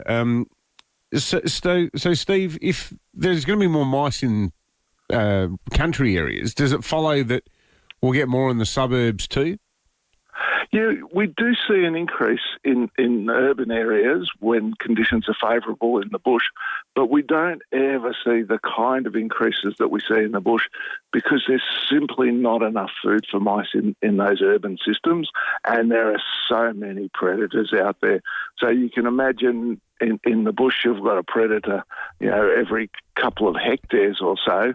Well, every second house has got a cat or a dog or those sorts of things that are creating, if you like, an environment of fear for mice that limits the way they behave. Now, in the bush, predators don't ever keep mouse populations under control, but in an urban environment where there's so many threats to mice, it makes it just that much harder to survive. Good stuff, Steve. Steve Henry, CSIRO Mouse Research Officer. Great to chat. All right, let's head to Maitland. Brendan's called in on this morning. Brendan? Good morning, gentlemen. We've got a few mice around here. Not as bad as in the past, but some blokes may have baited. I've got bait in the shed ready to go if required. But my main concern, friends of mine at Andamuka and North, locusts. Now, when I was elected member on council 25 plus years ago, we went up to Corn, or a couple of us did, and there were locust plagues 1.5 k's wide, approximately 5 k's long. Now, with the rains, magnificent rains we've had in Australia, particularly southern Australia, in parts, like Maree, Broken Hill, whatever, where the breeding grounds of locusts are, that's my worst fear, because you get a swarm, they can travel, the right winds, they can travel 400 or 500 k's in a night or a day. But Rob Caron, he was Ag Minister, whatever, as I said, I'm going back 25 years, to his credit, he started I encouraged him a bit, he'd started the largest locust eradication in the world, as far as I know. If you've got time tomorrow or whatever, speak to Rob. And, but that's my worst fear at the moment. But Chris Bowen, comrades, etc., yes, and our friends in the Middle East. There are mice around, but we could just got to control them. But they're not as bad as they have been in the past. They've been horrific. Yeah. Thank you, Brendan, for that. Brendan. We appreciate it. Brendan and Maitland calling in. You did that country issues show with Rob Caron I for a long did. time. Hosted it with Rob Caron, yeah. We did. It was all about speaking with the farmers about issues on the land. At the time, it was during the Millennium Drought, and almost everything we talked about was with regard to water buybacks and the Murray-Darling Basin scheme and how that was being developed. Obviously slightly before that time was the mice plague and the locust plague that Brendan refers to. Andrew makes a point that others have made on the text line. I take regular public transport, and I've never seen police or security guards on any buses, and only occasionally on trains and trams. They need to be riding the public transport system more often and more visibly and across all types, in my opinion. One here. I shop at Mitcham Shopping Centre. These kids are regularly there. They constantly abuse shoppers who they perceive as being in their way. If a shopper stands up to them, they're verbally abused and intimidated. For too long, nothing has been done, and therefore they are emboldened to continue in their vile behaviour. Lynette says, I'd rather see the boys exercising in public than assaulting people on public transport. I won't use public transport. I agree with that too, Lynn. I hope they're not our two choices. Well, this is the way they did it and where they did it is the issue, not the fact that they're exercising. If you want to go and exercise with your mates, shirts on, shirts off, fill your boots. But the sort of, little kids are playing. Boot camp, in come the cars, out come the cameras, get everyone off the swings, here we go, doing 20 crunches, 50 star jumps. I don't think they do star jumps, do they? I don't know, burpees. Burpees, what's a burpee? Yeah, it's a horrible bloody thing. I hate it when you go to the physio and they start saying, we're just going to, they give you these exercises like you automatically know what they are. Oh. What kind of exercise have you been given? What ails you? I've got some for tennis elbow at the moment. I bought some 2 kilo weights at Big W the other day. I know I suddenly know so many people that have tennis elbow. No one has a good news story about how quickly tennis elbow goes away. I don't think it goes away. No. I think the trick is, what's that quote from King Lear? Pour on, I will endure. You just act like you haven't bloody got tennis elbow. Yeah. That's what Henry Young says. He says, I hate it when I hear people saying that they had to stop playing tennis because of tennis elbow. He goes, just go and play some more tennis. Yeah, I bet every part of him hurts. Although he's always smiling, so he hides it well. Nothing 6 litres of Farmers Union iced coffee a week can't fix. Unbelievable. 29 after 7. Hi, it's Eddie May here from NRG Solar. If you've had solar on your roof for 10 years, you would understand the big feed-in tariffs have pretty much disappeared. That's why NRG Solar will tell you the best way forward is to combine your existing or new solar system with battery storage. Storing the excess energy your solar makes during the day to use it at night is a game changer. NRG Solar helps you upgrade smarter with solutions designed to target zero power bills. Visit nrgsolar.com.au. You might have heard Dave and Will talking about Matt from Avis Truck Rental Adelaide. Matt runs the depot and he's big on helping people out. If you need to move things or people, Matt has it covered. From single and dual cab utes, 4x4s and tray tops to small and large vans and 12 to 22 seat buses for short or long-term hire. Ask for Matt's Mates Rates. Visit avis.com.au or call 8241 5200. 8241 5200.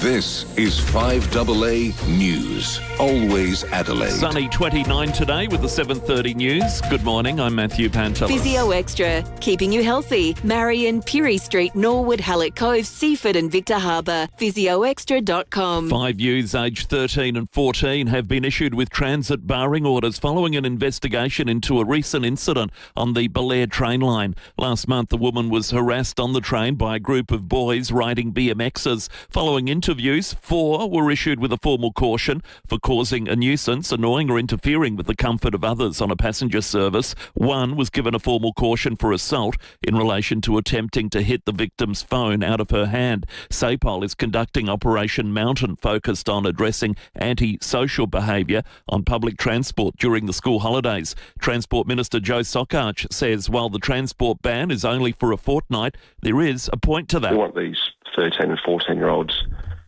not doing this again, learning from their mistakes. Some of the behaviour and some of the language that was issued, that was used, was pretty disgusting. But we don't want to be seeing swearing or cursing across that network. But one of the things which I know was said was to this innocent woman to get back in the kitchen. Donald Trump says it's highly unlikely he'll extend the temporary ceasefire with Iran if a deal is not reached before it ends. The US president has claimed on social media he's under no pressure to reach an agreement with Tehran. As speculation grows, a second round of negotiations won't take place.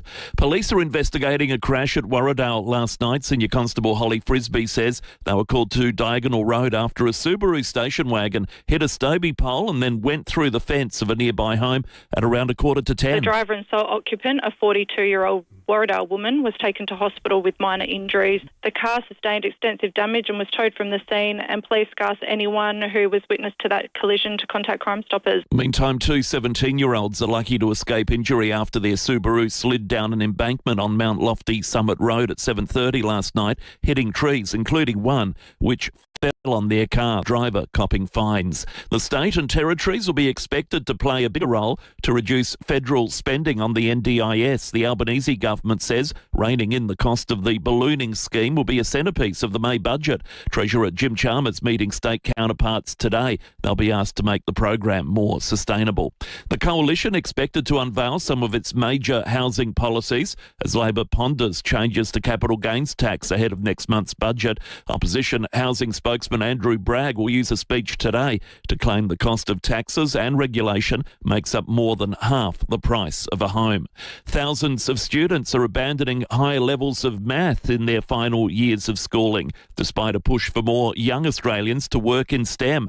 Miriam Lees from the Mathematics Association says there's many reasons why a student might drop the course or move into standard math. Are they looking at their entry into university?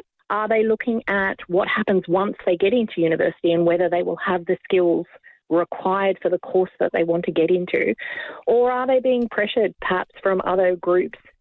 The end of an era at Apple. CEO Tim Cook to step down from the top job. Senior Vice President of Hardware John Turnus will head the company from September. Cook to stay on at the tech giant as Executive Chairman.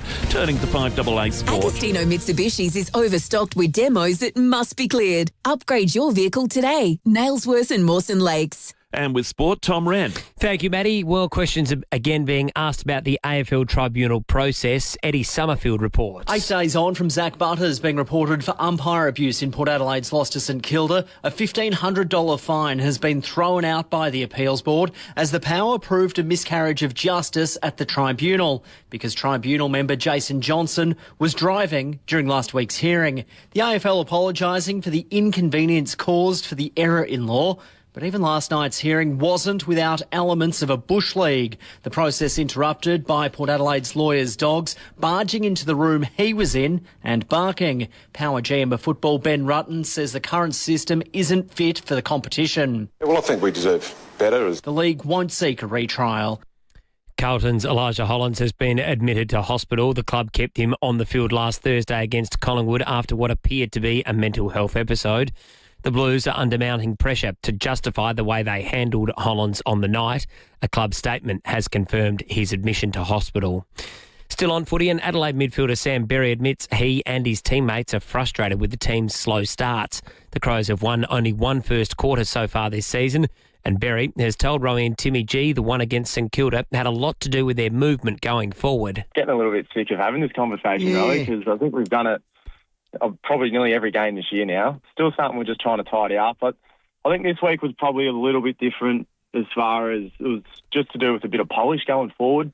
And one game in the English Premier League this morning. It was a 0-0 draw between Crystal Palace and West Ham. And that's the 5AA Sport. Now checking the roads around Adelaide this morning. Lynn Andrews Real Estate, experts in commercial and residential property management. lynnandrews.com.au. Morning there at Seaford Meadows. Truck and car smash in South Road near Seaford Road. Big delays in all directions through there this morning. Medindy Gardens, Burst Water Main, Nottage Terrace near Main North Road, just near Scotty's Motel. Pretty slow through there.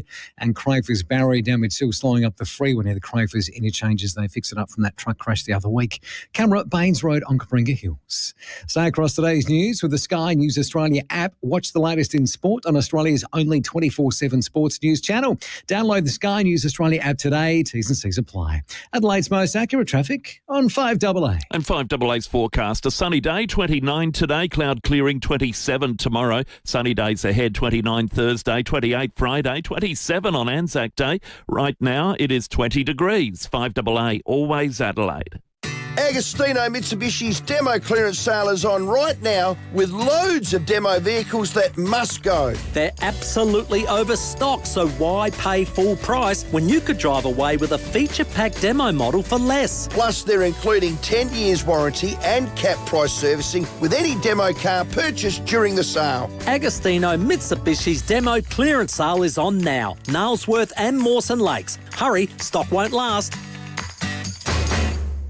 For 20 years, Fluorio Milk Company has been in your fridge, in your smoothies, kids' cereal or morning coffee. Through the good years and the tough ones, dairy farming hasn't been easy. But because you choose to back a bunch of passionate SA dairy farmers and continue to do so, we're still here. That's 20 years local families providing local jobs for our great state. Look for Fluorio Milk Company products at your supermarket. And let's keep a good thing going.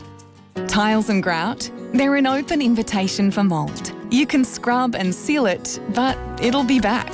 Installing Mr. Wet Wool is a smarter option, and you can lay it over existing tiles. Mr. Wet Wool beats the look and maintenance of tiles hands down. No grout, no mould, and completely waterproof. Mr. Wet Wool takes half the time to install. It means your costs are kept down. So why wouldn't you, Mr. Wet Wool? Take a look at MrWetWool.com. Knock down, build two with Metro Homes. Move into one and keep the other as an investment. Metro Homes, they do it all for you. David Penberthy and Will Goodings, 5AA Breakfast.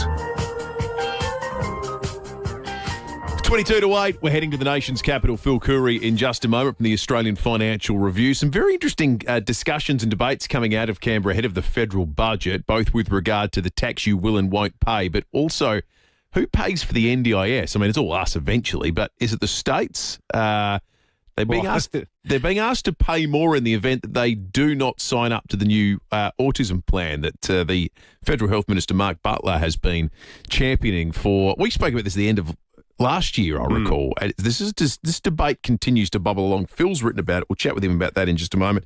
Also, the guy who founded the NDIS has done a really interesting interview with the Australian today, saying there's no way it can survive in its current form and that it needs to be wound back because it's not operating the way it was envisaged.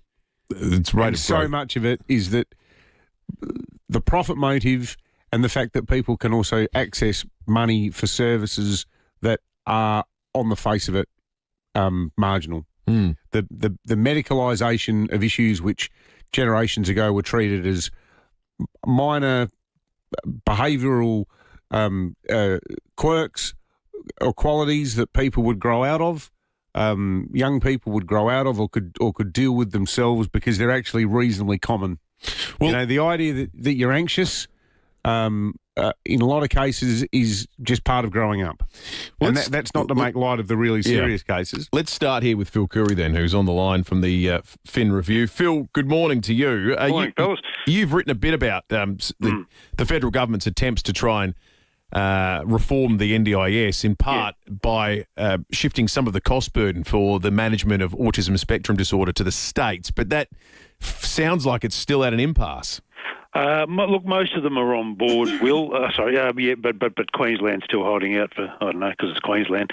But yeah, like as you were saying in your intro, like the NDIS is just sort of blowing out of control because if you go back to when it was set up as an insurance scheme, not a welfare scheme, and it was set up as a scheme for the permanently and significantly disabled. So if you were born with a severe disability or you were unfortunate in your life to have an accident, this was what it was there for. It was never designed for those things Dave was just talking about, mild developmental delays and disorders, but what happened is that when the Gillard government and then the coalition signed all the states up to the scheme, they were so keen to get the states on board, and have the announcement and tie a nice ribbon around it. They said, just give us everything and, put it all on this.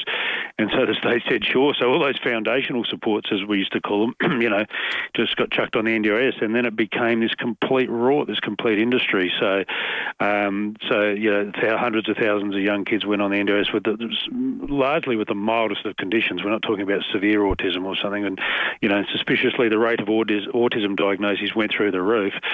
And it just blew. It wasn't the only reason, but it was a major reason why the scheme just blew out in terms of cost. So, Butler for a while has been working with the states to set up a new program called Thriving Kids, which would be more like the old days, where you sort of got, a bit of support from the state and through the school system and stuff for these mild developmental disorders and get them off the NDIS where it's really expensive. I mean, I was, for example, I'll say my son, he couldn't pronounce his R's or something when he was little, and we paid a few $100s to a speech pathologist and fixed him up. Yeah. And then I had a colleague at work who took his kid to the doctor, put him on the NDIS, and he was getting $50,000 a year, for the same thing for his kid, karate lessons and this sort of thing. And it was just out of control. And, dodgy handwriting's another one. Like you can medicalise that, call it dysgraphia, and whatever, cluster it up with a whole bunch of other things. Do they ever struggle to pay attention in class? What you mean, like every single kid in history? Yes. So the thing just got rorted, and it was also. It was the only sort of massive care. It is the only massive scheme in the care sector, whether it's aged care or whatever, where you don't have to be registered to provide services. So all sorts of dirtbags have got in there and profiteered from it and gouged the hell out of it. And this has been going on now for years. I mean, Scott Morrison first raised the alarm towards the end of his time in government, back in about 2021, and at the time the Labor opposition didn't believe him. I think Bill Shorten said, "Oh, this is as credible as the WMD claims in Iraq," and then they got into government and realised it was true. I mean, the thing's crazy. Like, it's $52 billion a year. It's the same size as the defence budget, and so it's got to the point where it's eaten the budget alive. The government is making no bones about it. They're saying it's finished. If we don't fix it, it's finished. It's unaffordable. It's just got stupidly expensive. So they're going to, Butler's at the press club tomorrow, and he's going to put a broom through it, hopefully, and restore it to what it was meant to be. So for severely disabled people or significantly disabled people, there's a scheme for them with proper care, lifelong care, and all these other sort of minor conditions, find a home elsewhere, and we get all the sort of shonks and grifters out of the scheme as well, and you get value for service, and that's really, I think that's where it's at. And I think the thing, I was talking to someone in government, and they said if they poll the NDIS now, it's got such a bad name that people are quite happy for the government to fix it up. So it's it's gone from it's got a negative sort of, and that's unfortunate because it's the notion that the scheme itself is a very worthy scheme, and it looks after our most vulnerable in society, and it needs to get back to that. I'll just draw one last example. In South Australia last year, you remember when Bedford Industries was in trouble? Yeah. And Peter Malinauskas had to step in and sort of bail that out. And one of the feds said to me, "How can we be spending $52 billion a year on disabilities and somehow there's no money for Bedford Industries?" This is how bad the whole system was. And people who rightfully complain they can't get home care packages for the elderly. That's a real disaster. That's because the care budget is being sucked dry by the NDIS. There's only a certain amount of dollars to go around, in the care budget. So it has to all be rebalanced and done properly. And I think the government needs to do it. Yeah, 100%. Well said, Phil. We'll catch up soon, mate. Phil Curry, the National Political Editor of the Financial Review. The other thing that it's doing too is that for those My Aged Care packages, the type of people who naturally would provide those services, presented with the choice of doing the much easier job of looking after some young person with very minor needs versus the really hard job of looking after an old, infirm person who is immobile, has trouble with, using the bathroom, showering, that sort of stuff. A lot of those people are just going, I'll get the easy money through the NDIS. It's not a choice, is it? No. Oh, I just can't wait to be king. Is to send someone off to see the Lion King musical in Sydney, but that's not all. This is the trip of a lifetime. You are playing for return flights, 3 nights of accommodation. We're just flying you up there and in and out, quickly see the show and come home. Breakfast is included. Tickets to the Lion King at the Capitol Theatre, this acclaimed musical. You get tickets to the 2026 Archibald exhibition at the Art Gallery of New South Wales. A light tea at the famous Tea Room in the historic Queen Victoria building. A Captain Cook premium harbour experience cruise, including a beverage of your choice and the charcuterie board to share. This is valued at some $3,000. It's all been put together by the great people at Spark Travel, who the only thing they know how to do is make you have a great time when you go to places, and that's what they've put together for us. What you need to do is be king of the pride, which means answering 2 questions correctly. You stay on like Nathan did, who yesterday was the initial king of the pride. Nathan, good morning. Good morning, gentlemen. How are we going? It was a dominant performance yesterday, Nathan. You confident of going through again today? Oh, it could go either way, Will. Either way. All right, here we go. All right, let's see what Tom thinks. Tom and Claire, good morning. Good morning. How are you? Good, thanks, Tom.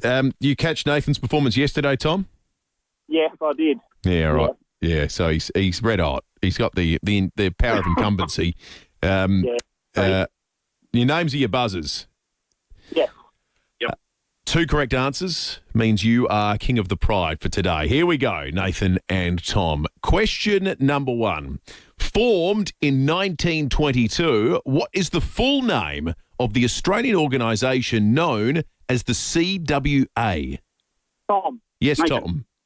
It is the Country Women's Association. Lovely start, Tom. Tom first draws first blood. Which character in The Wizard of Oz was in search of a brain? Nathan. Yes, Nathan.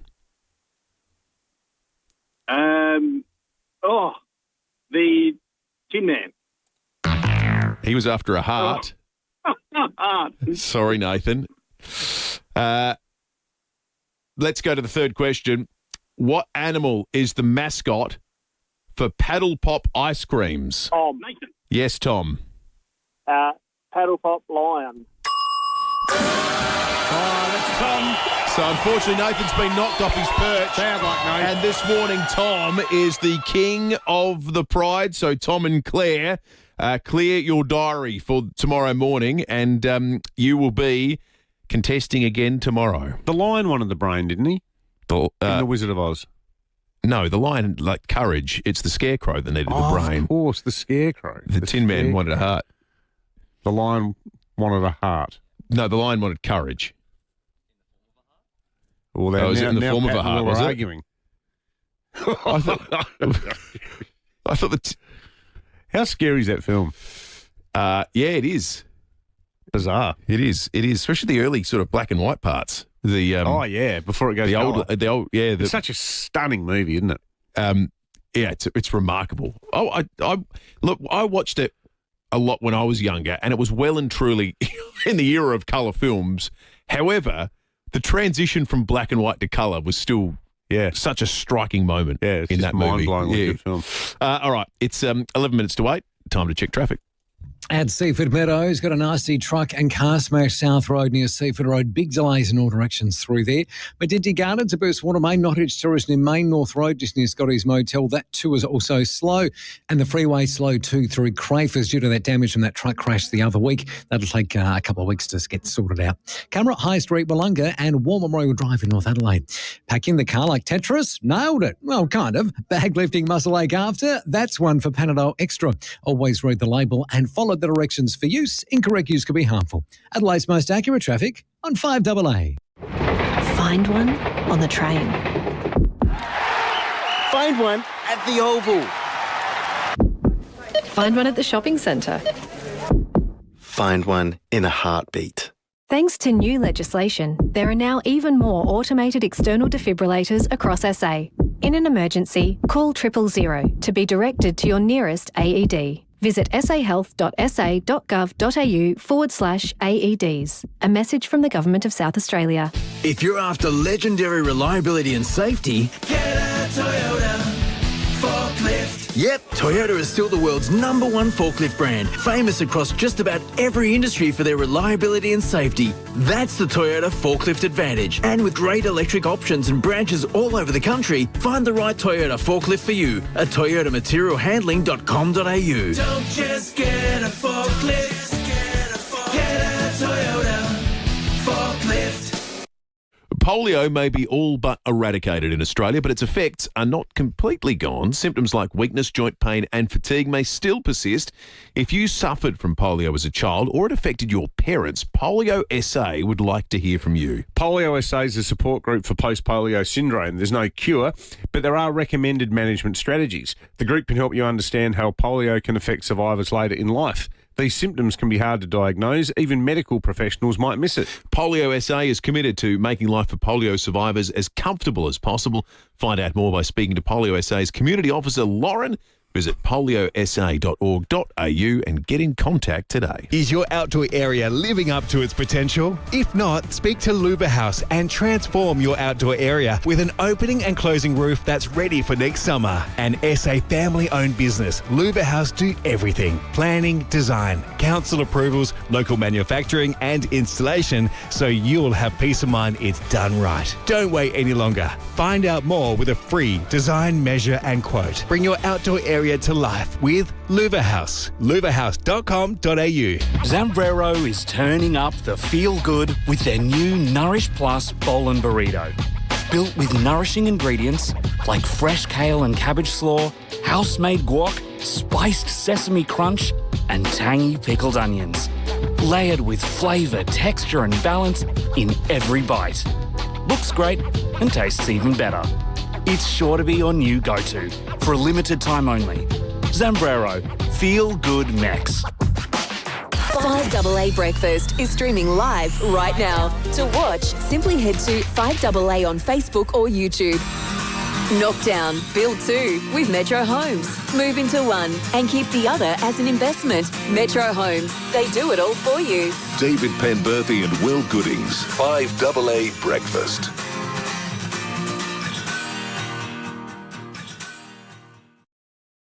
Eight minutes to 9. I'm having a technical drum with my cord again. You look like you were doing your gymnastics again, Will. I did almost. When you were dancing with your I had a ribbon. moment with my cord. It gets caught in the wheels of my chair. Oh, mine does that. Yeah. Anyway. I've almost throttled myself. These Remember are that guy? Major issues. Was in the Northern Territory, wasn't it? When that famous radio interview where the journo started putting that minister through his paces and the minister just walked around to the other side of the mixing desk and grabbed his headphone cables and choked him. I mean, we shouldn't go giving them any ideas. No, let's not do that. Let's do a jury instead. In the criminal justice system, all defendants are innocent until proven guilty, either by confession, plea bargain, or trial by jury. This is one of those trials.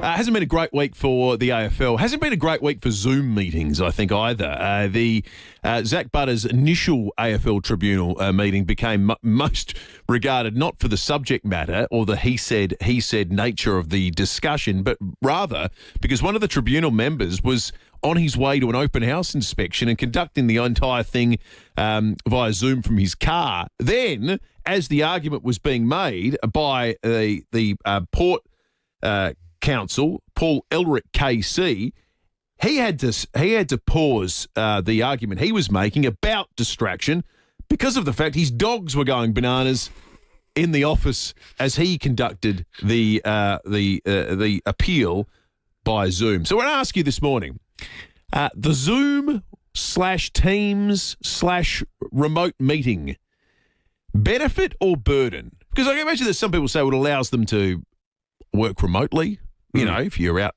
in the regions or... Had you even heard of Microsoft Teams before COVID? No. I don't think anyone had they? Oh, yeah, I'm sure some of those sort of, executive types would have been having meetings on Zoom for interstate catch-ups and things like that. Benefit or burden? See, I think you could make a case. I think for some things like medical appointments, I think it's been of huge benefit. It's really good with people overseas. Great with people overseas. You want to talk to them properly?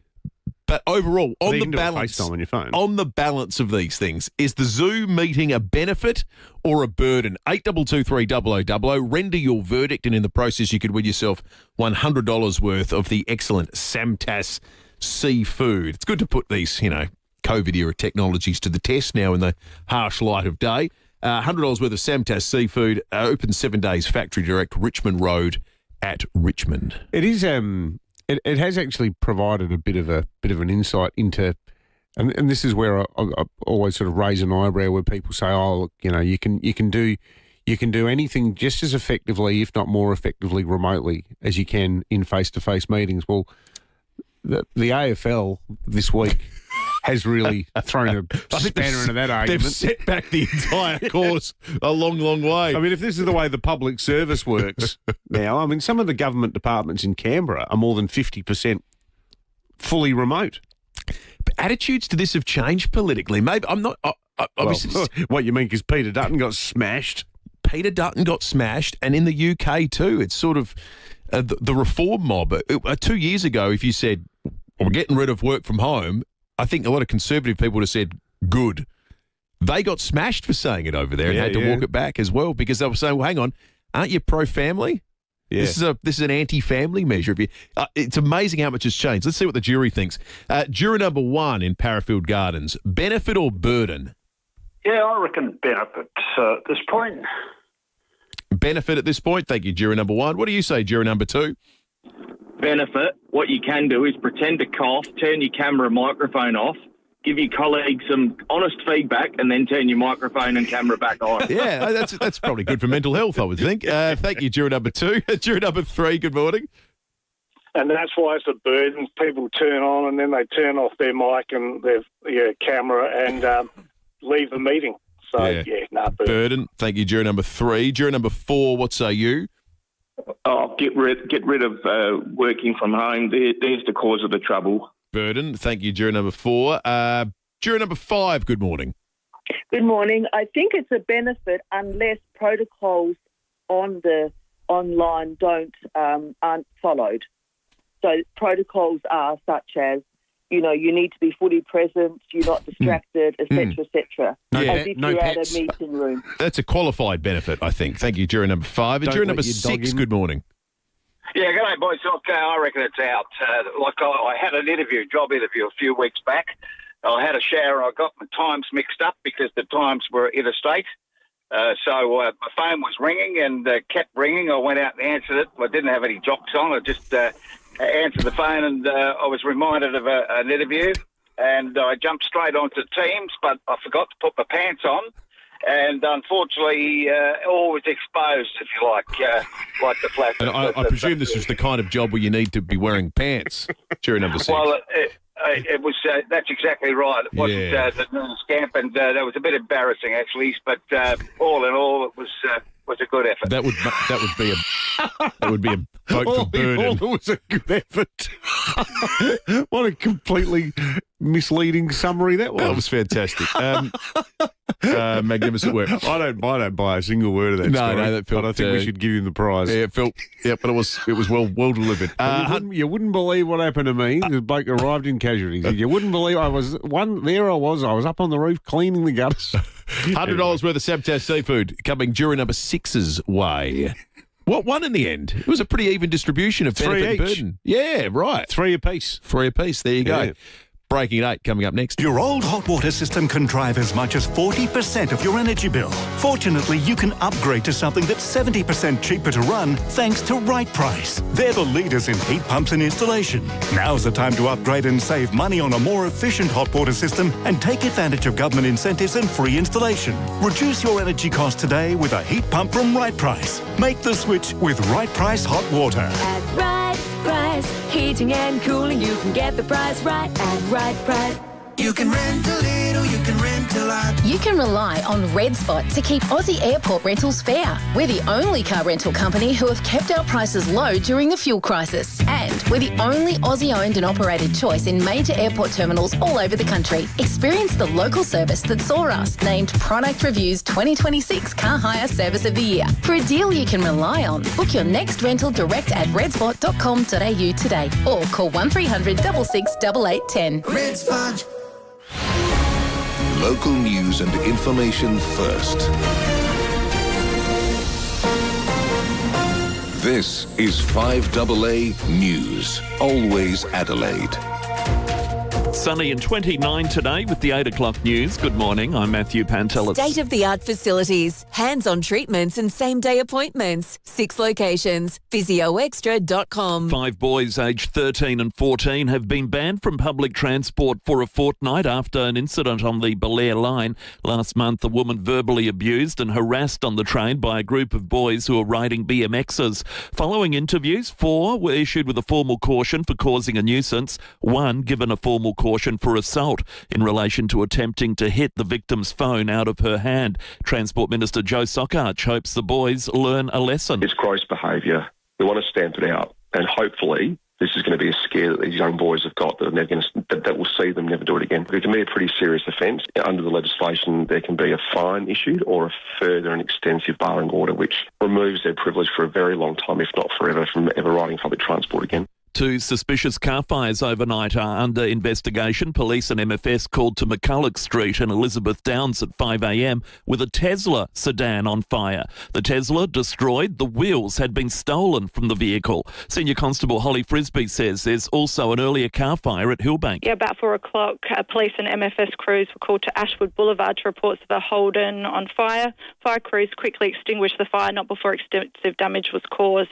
Checks on the car revealed it had been stolen from a Windsor Gardens home last week. 2 17-year-olds miraculously escaped injury after their Subaru slid down an embankment into trees on Mount Lofty Summit Road last night. The driver issued fines for driving offences. The car badly damaged after a tree also fell on it. While a 42-year-old Warradar woman suffered minor injuries after her car hit a Stobie pole and then went through a fence on Diagonal Road a little before 10 p.m. She was taken to hospital, police appealing for witnesses. The US president has taken to social media to claim a deal with Iran will happen relatively quickly. With the current ceasefire to expire tomorrow, Donald Trump denies he's under pressure to secure a fresh agreement to end the conflict. He's fired off multiple posts claiming he's winning the war by a lot. And the blockade of Iranian ports is absolutely destroying the country economically. He's also offered to meet with Iran's current leaders. The head of a major Victorian dairy company says higher fuel prices left them with no choice but to raise the price of milk. The move expected to be replicated at dairies across the country. Norco confirming a 5 cent per litre hike. CEO Michael Hampson says farmers are asking for the community support. So in terms of our farmers, they're experiencing inflation. Like diesels cost twice as much delivered on farm, fertiliser 3 times as much. Their freight costs for all of their fodder, etc., gone up 40 to 50%. So this 5 cents a litre is to help them offset those costs. A landmark trial between the consumer watchdog and Woolworths gets underway in the federal court today. The ACCC arguing the supermarket giant hiked the cost of some of their products despite advertising them in their Prices Dropped campaign. Woolworths denies misleading customers. There are growing calls for British Prime Minister Sir Keir Starmer to resign. UK correspondent Gavin Gray with more. It's rare for all the UK opposition party leaders to agree on a single topic, but all are demanding the Prime Minister resign. time. The Epstein files have brought down several high-profile figures, but for the moment at least, Sir Keir Starmer isn't one of them. But his personal appointment of Lord Peter Mandelson to the plum position of UK ambassador to the US has united his opponents. Mandelson was sacked just a few months into the job because of his links to the paedophile and financier Jeffrey Epstein. And critics say he's thrown him under a bus to try and save his own skin. And new footage has revealed fugitive Desi Freeman's final days inside a filthy shipping container hideout in Victoria's northeast. A YouTuber who allegedly trespassed and filmed inside the property is now under police investigation after vision was posted online. The cramped space contained a single bed, piles of rubbish, sleeping bags, Ugg boots, supplements and an AM radio scattered across the floor. The video also shows what appeared to be several bullet holes that pierced the inside of the shipping container. Now turning to 5AA Sport. Agostino Mitsubishi's is overstocked with demos that must be cleared. Upgrade your vehicle today. Nailsworth and Mawson Lakes. And Tom Wren, the farce of an AFL tribunal, made a decision last night. Yeah, it's finally over, isn't it, Matty? After 8 days, and that's the case involving Zach Butters. The AFL tribunal coming into serious question following it. He was cleared last night with his $1,500 fine thrown out following alleged comments he made towards umpire Nick Foote. But the case was only dismissed because the club successfully argued an error in law and a miscarriage of justice. That came because the appeals board agreed one of the tribunal members was distracted because he was driving whilst the initial hearing was taking place. Power head of football, Ben Rutten, says the right decision was made. Well, I think we deserve better as the, AFL and our players deserve, the full attention of a tribunal in hearing. Meantime, Carlton has released a statement overnight confirming 23-year-old Elijah Hollands has been admitted to hospital. The club is now coming under fire for its handling of the situation during last Thursday night's match against Collingwood, where the midfielder appeared to be in distress throughout the match.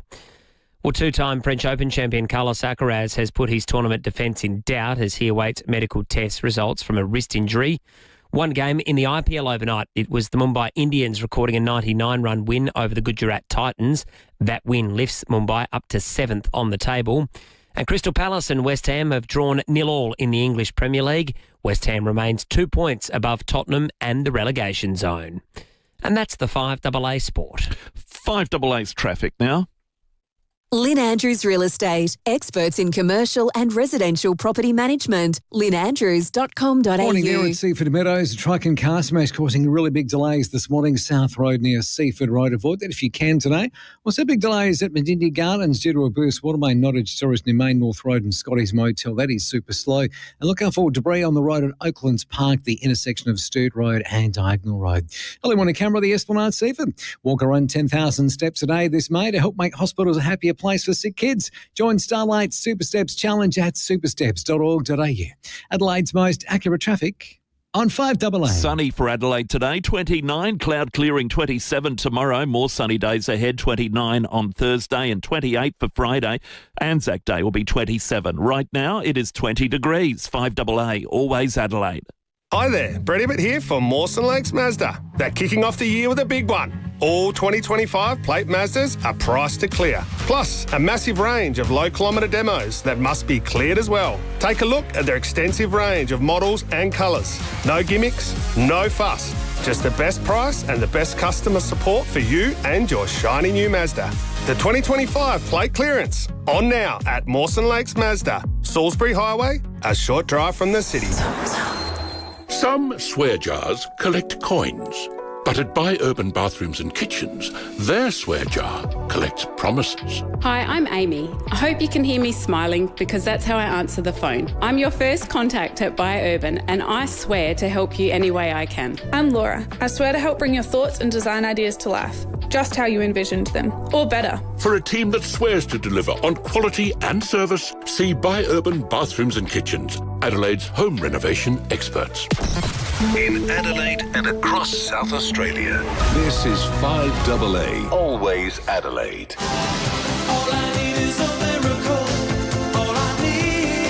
All in all, it was a good effort.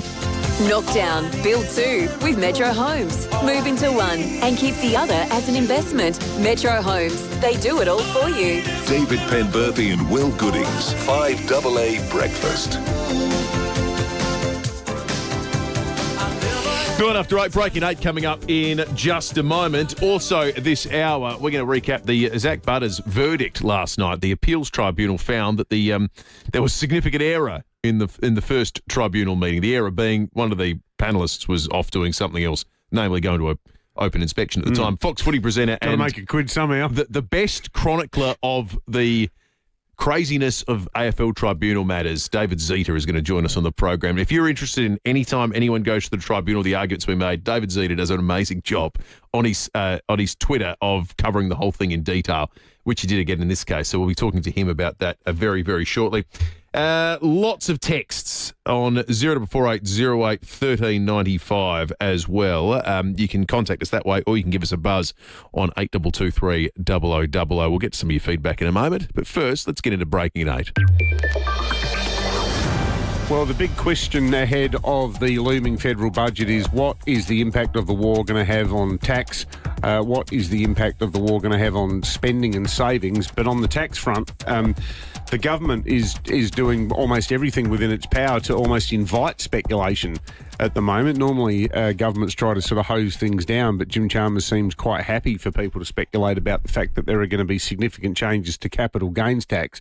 This is something that I will admit does my head in. It's tax and how taxes are framed in this country is not something, unlike my esteemed colleague Will, I struggle to understand it. And that's why we thought this morning it would be a good idea to get an expert on, Sally Tyndall, who is the CanStar Data Insights Director and a great explainer of complex things like this. Sally, good morning. For a mug punter like me, when it comes to things like capital gains tax, what's on the table and what would it mean for people when it comes to investment properties? We don't quite know yet what's on the table, but as you mentioned, the government has very clearly pointed to the fact that something will be on the table. The government has said they want to address intergenerational inequity when it comes to properties, because what we find in this country is that the property market is split into two halves, those that have property, that have pieces on the board, and those that don't. And it spans across generations, because what we're seeing is older people passing it down to their children and grandchildren. So they're trying to even up that great divide between those people with chess pieces on the board and those that don't. And one of the suggestions is to reduce the concessions, the current concessions for capital gains tax. Now, let's just quickly go through what capital gains tax is, or CGT. When you make money, you pay tax on it. You know that because, you get a salary and you have to hand a portion to the government in your taxes. For most people, it's around 32%.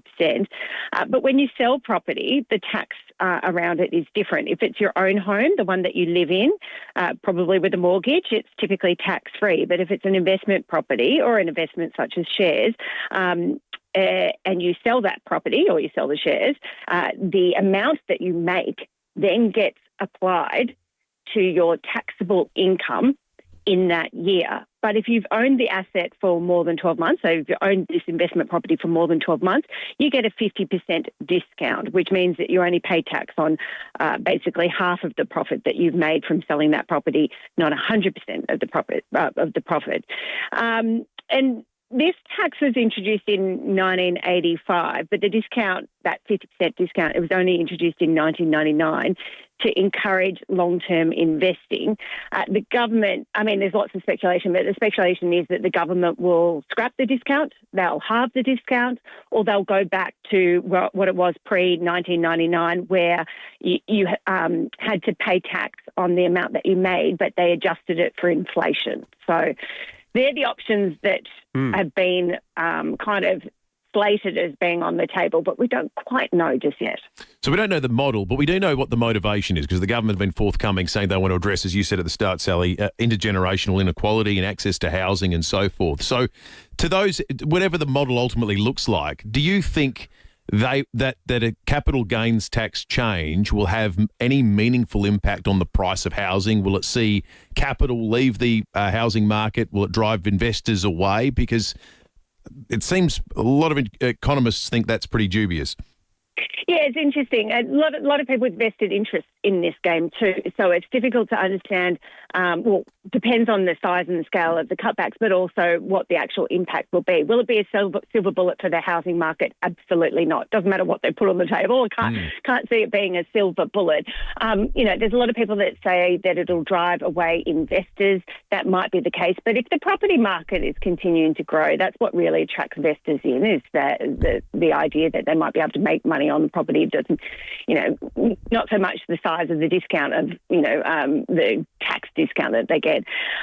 It will be interesting to see what happens. I can only imagine that, and we don't know this for sure, but that the rules, whatever they might be, or the change in rules would be what's known as grandfathered. So it doesn't apply to people who are currently got skin in the game with investment properties, but rather for people that become investors and buy investment properties down the track. But again, we still don't know that. It will, the size of the impact really will depend on the scale of what the government finally puts on the table at budget time, if not before budget time. Property prices have been pretty resilient in this country for decades. We saw 13 cash rate hikes in 22-23, and that had a absolute shredding of how much people can borrow from the bank, the maximum amount they can borrow from the bank. And yet, by and large, property prices continue to go up. Why? Because there's this absolute gross imbalance between supply and demand. There is just not enough houses to go around compared to the number of people that want to own their own home. And the government really needs to continue to address that supply problem, perhaps in addition to any kind of change in their tax rules as well. The supply problem, though, is the big problem. And I can only imagine that the government needs to encourage new builds, not discourage new builds. Great analysis, great explanation, Sally. Thank you for that. Sally Tyndall, the CanStar Data Insights Director, joining us for Breaking at 8. What a bonus Breaking at 8. Apparently there's another box of unopened votes that was discovered in the seat of Enfield. Okay, so it's not going to change anything. I mean, it's one of the safest Labor seats in Australia, but to the general principle of the integrity of this campaign, I've been told that on the Friday, 5 p.m. on the Friday before the election, Enfield didn't have staff for 6 of its booths.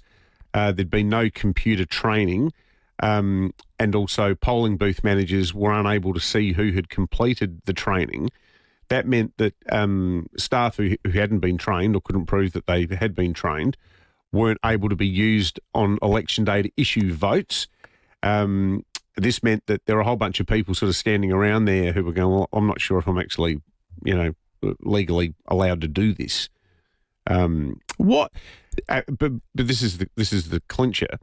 What it meant was that all this chaos with the staffing dramas and everything meant that the counting of the votes after was a shambles. Hence, there were votes not opened and not accounted for.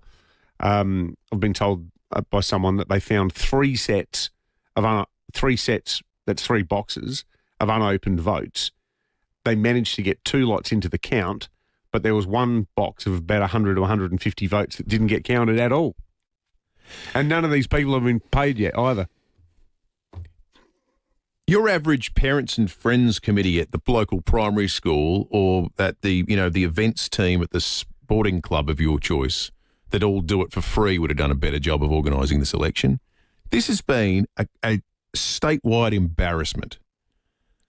So what did they get right? You didn't pay anyone.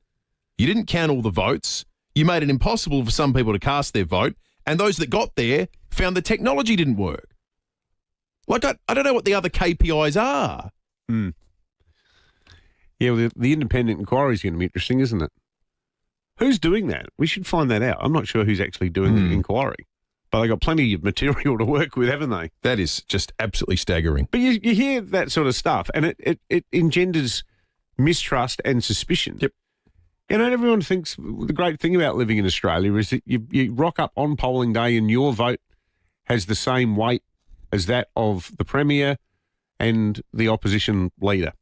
Everyone's vote is equal. Well, not if it's sitting in a box in Enfield, it's not. We have to have zero tolerance of this. It's because really appalling. If in 4 years' time there's something a little bit odd, or people feel like there's a mismatch between what eventuates in the polls, Well, this is they're it. going to say, oh, how many boxes are missing?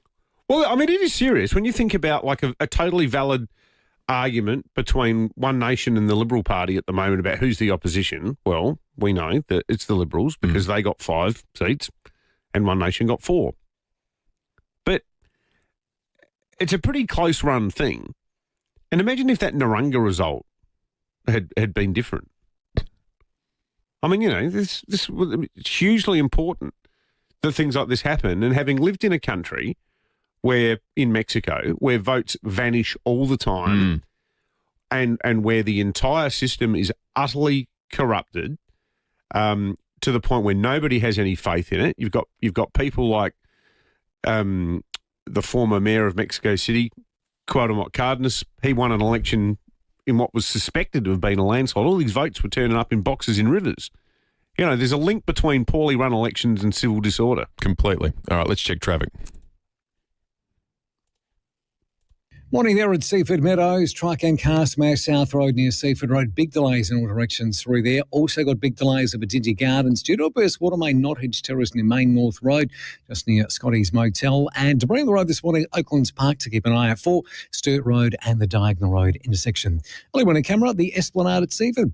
Bob J. T-Marts won't be beaten with their best high price guarantee. When you're after great service and unbeatable value, head to the Tyron specialists. Bob J. T-Marts, they'll look after you.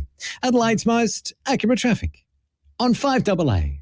The 5AA Sports Show. Rowie and Timmy G. This has been an absolute farce, this appeal. Some of the things that have been said by both parties are just a joke. Zach would feel glad that he doesn't have that record against his name, but this was an appeal that has amounted to an error in law. This is a bloody joke. Adelaide's only local sports show. Let's see if there's going to be change from this. The 5AA Sports Show. Weekday afternoons from 4 on 5AA. Always Adelaide. A smashed or damaged windscreen can happen in a heartbeat, but it does get worse if you don't go to your local Complete Windscreens to get it fixed. You could be waiting weeks, and look, that's not on. Complete Windscreens has windscreens and glass for all makes and models in stock right now with 15 technicians standing by to get you back on the road. You don't need to wait. Tell your insurance company you want Complete Windscreens on the job. CompleteWindscreens.com.au. Look for the big red koala. There's something about a good local. Walking in and knowing you're in the right place. That's the Piermount Group of Hotels. 8 neighbourhood favourites. The Albion, the Australasian, the Belair, the Flagstaff, Mansfield Park, the Stirling, the Marriotteville and the Seaton. Each with great hospitality, good food and that familiar feeling. Download Piermount's First Draft loyalty app for perks, rewards, surprises, and your first drink is on them with a $10 sign-up bonus. Explore everything on offer at piermount.com.au. You don't just cook a barbie, you command it. You're head of the grill, keeper of the flame, sovereign of the snag, which is exactly why your kingdom deserves an Adelaide outdoor kitchen. Choose the best appliances, add a bar fridge, a pizza oven, or make jaws drop with a custom-made concrete bench top designed as a statement piece. Absolutely fantastic. They're handmade, one of a kind. These indoor bench tops available too. Nothing is off the shelf. Every piece is crafted just for you, and no two slabs are ever the same. So experience the Wow Factor range in person at the Seaford Meadows showroom on Farrow Circuit, or contact Adelaide Outdoor Kitchens for more information. Serious hosts have serious kitchens. Build yours with Adelaide Outdoor Kitchens. Visit adelaideoutdoorkitchens.com.au. 5AA's Tech Talk with your host, Adelaide Tech Guy Richard Pascoe. Thanks to Harvey Norman Computers. All right, if you've been thinking about upgrading your laptop, now's actually a very smart time to do it. Harvey Norman has up to 25% off selected big brand laptops, and there are some genuinely strong deals in there. For example, the Acer Aspire Go with an Intel Core 5 processor is down to $628. That's a $270 saving. The Lenovo IdeaPad Slim 3 Copilot Plus is $998, saving you $400. And the HP OmniBook X Flip 4 14, a really versatile 2-in-1, now $1,498, save $400. So whether it's work, study or just something faster and more reliable, it's worth a look. Best range, best brands, best prices, up to 25% off selected laptops at Harvey Norman now. Conditions apply. Check out this great offer at a Harvey Norman store near you. Rosanna Mangiarelli here from 7 News. Join me and Will Goodings for Adelaide's leading news hour, 7 News, tonight at 6 o'clock. Knockdown, build 2 with Metro Homes. Move into one and keep the other as an investment. Metro Homes, they do it all for you. David Penberthy and Will Goodings, 5AA Breakfast. 24 minutes after 8, our next guest is the best chronicler of the weirdness that goes on at AFL tribunal meetings that you'll see anywhere online. David Zeta on Twitter, if you're looking to follow him. He's a Fox footy presenter and reporter. He's therefore pretty comfortable navigating the weirdness of the AFL tribunal, but I don't know if it's ever been weirder than the last 8 days. David, good morning to you. Morning, guys. Oh, it's been weird over the journey, but good morning to you both. Yes. Well, mate, what a mess. I mean, there's the standalone issue of Butters v. Foot, as it's now known in legal circles. But there's a broader issue of the integrity of the tribunal that needs to be addressed, is there not? Well, there was last night with just given how Jason Johnson, one of the tribunal members, was in his car driving for a period because he had a house inspection, which just still. It's funny when you say it out loud. It is. He had a house inspection. He had to drive 20 minutes to get to around 20 minutes. I think they did the distance in the tribunal. They said it was 6.6 to 7.5 kilometres he would have had to drive. And, you know, how can he be really paying attention and being all in on the tribunal when there's a deadline that he has to get to and he might be able to sell a house? So, I mean, when it said out loud and it probably just... There wasn't really a way Port was going to lose this case. The only weird thing is it's not really because Zach Butters didn't say what he allegedly said to Nick Foote. It's because Jason Johnson was driving his car. So it's not really about the incident itself anymore, which is part of the reason why these processes sometimes can be, particularly appeal boards, can be quite they can be farcical. So as David, as Paul Elric KC was making that compelling case to the appeals tribunal, he had his own interruption to deal with. Just take us through how the barking dog incident unfolded. We heard a bit of barking. If dog's in the house, no worries. Maybe it's after hours. It's 5 p.m. He's at home. But then the barks got louder and louder. His door was ajar behind him in the office, and we thought, that's a bit weird. His door's ajar. Why wouldn't you shut the door? Just eliminate the possibility that his dogs come in. And sure enough, eventually his dogs just burst into the room. He had to start apologising. A woman, I can only assume it was Mrs. Elric, entered the room and appeared to be wearing some form of pyjama, sort of went in there to try and just sort things out. He had to mute the hearing and turn the camera off for a brief moment while he attended to the dogs. The dogs were removed from the room, and then eventually they made a brief audible appearance maybe about 40 minutes later, but they were well behaved. But Mr. and Mrs. Elric it wasn't their best night, and everyone was a bit just enjoying the show, I think. You won't get this, mate, but I'll say it could have been worse. It could have been juror number 6. Yeah. We did a competition before. Juror number 6 told a story about how he got caught in the altogether once when a Zoom meeting he was attending started half an hour earlier than he thought because of the time difference. He just got out of the bath. That's right. We'll set that to one side. We've all been there. That's all good. So, David, is this 100% the end of the matter? So the original case has been thrown out because of a miscarriage of justice. Could it be, retried? No, so because this is treated like a real court, which it isn't, it's basically like it was offered to them that the appeal board chair, Will Houghton, said that this is something that we don't, we know that you want him to be exonerated and to clear it, but we don't think that does justice to this case, the matters of this case. So we suggest that it be reheard at another tribunal. And we're all just like, surely this can't be Surely not. But then the AFL's legal rep, Albert Dinelli, said our instruction is not to seek a rehearing. So that's the end of the matter. So he's been cleared, it's been thrown out, and it's not going to be reheard. But that's just because the AFL, probably rightly so, don't want this circus dragging on any longer than it already has. It's been, 8 or 9 days since the initial incident. We've only just got a verdict that isn't actually about what happened. It's about old mate driving his car. So it's just gone in all different directions. Unbelievable. That was really great stuff, David. David Zeta, Fox Footy presenter and reporter. Here's one little sentence I noticed last night reading the Herald Sun and their coverage of the very sad case of Elijah Hollands. I like this part, though. It was way down in the story. Carlton is likely to put together a timeline of events of the night and the days preceding it as it reviews the game and the actions of head doctor Matt Chamberlain and club psychologist Stephen Rendell. Rendell was not at the game, but spoke to Chamberlain by phone as the club worked through whether he returned to the field. Now, if you're employed as the club psychologist, that's clearly not a voluntary role. Why aren't you at a marquee match, Carlton-Collingwood at the MCG, on a Thursday night? Isn't that sort of a lot of remote work going on in the AFL? It sounds like, doesn't there? Can anyone actually just front up in person? Yeah, good gig, isn't it? It's just weird. Like, I would have thought, if you're the club psychologist, the point at which the players are under the most psychological pressure is match day. The AFL, by virtue of it being a billion-dollar industry, do you for the AFL? Sorry.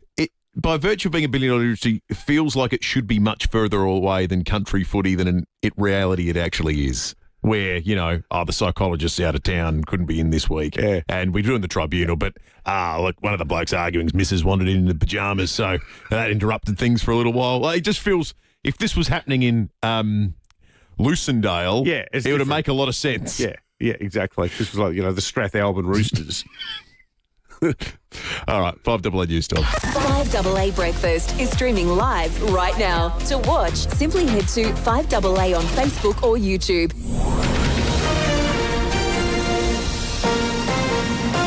This is 5AA News. Always Adelaide. Sunny and 29 with the 8:30 news. Good morning. I'm Matthew Pantelis. Physio Extra, keeping you healthy. Marion, Pirie Street, Norwood, Hallett Cove, Seaford and Victor Harbour. PhysioExtra.com.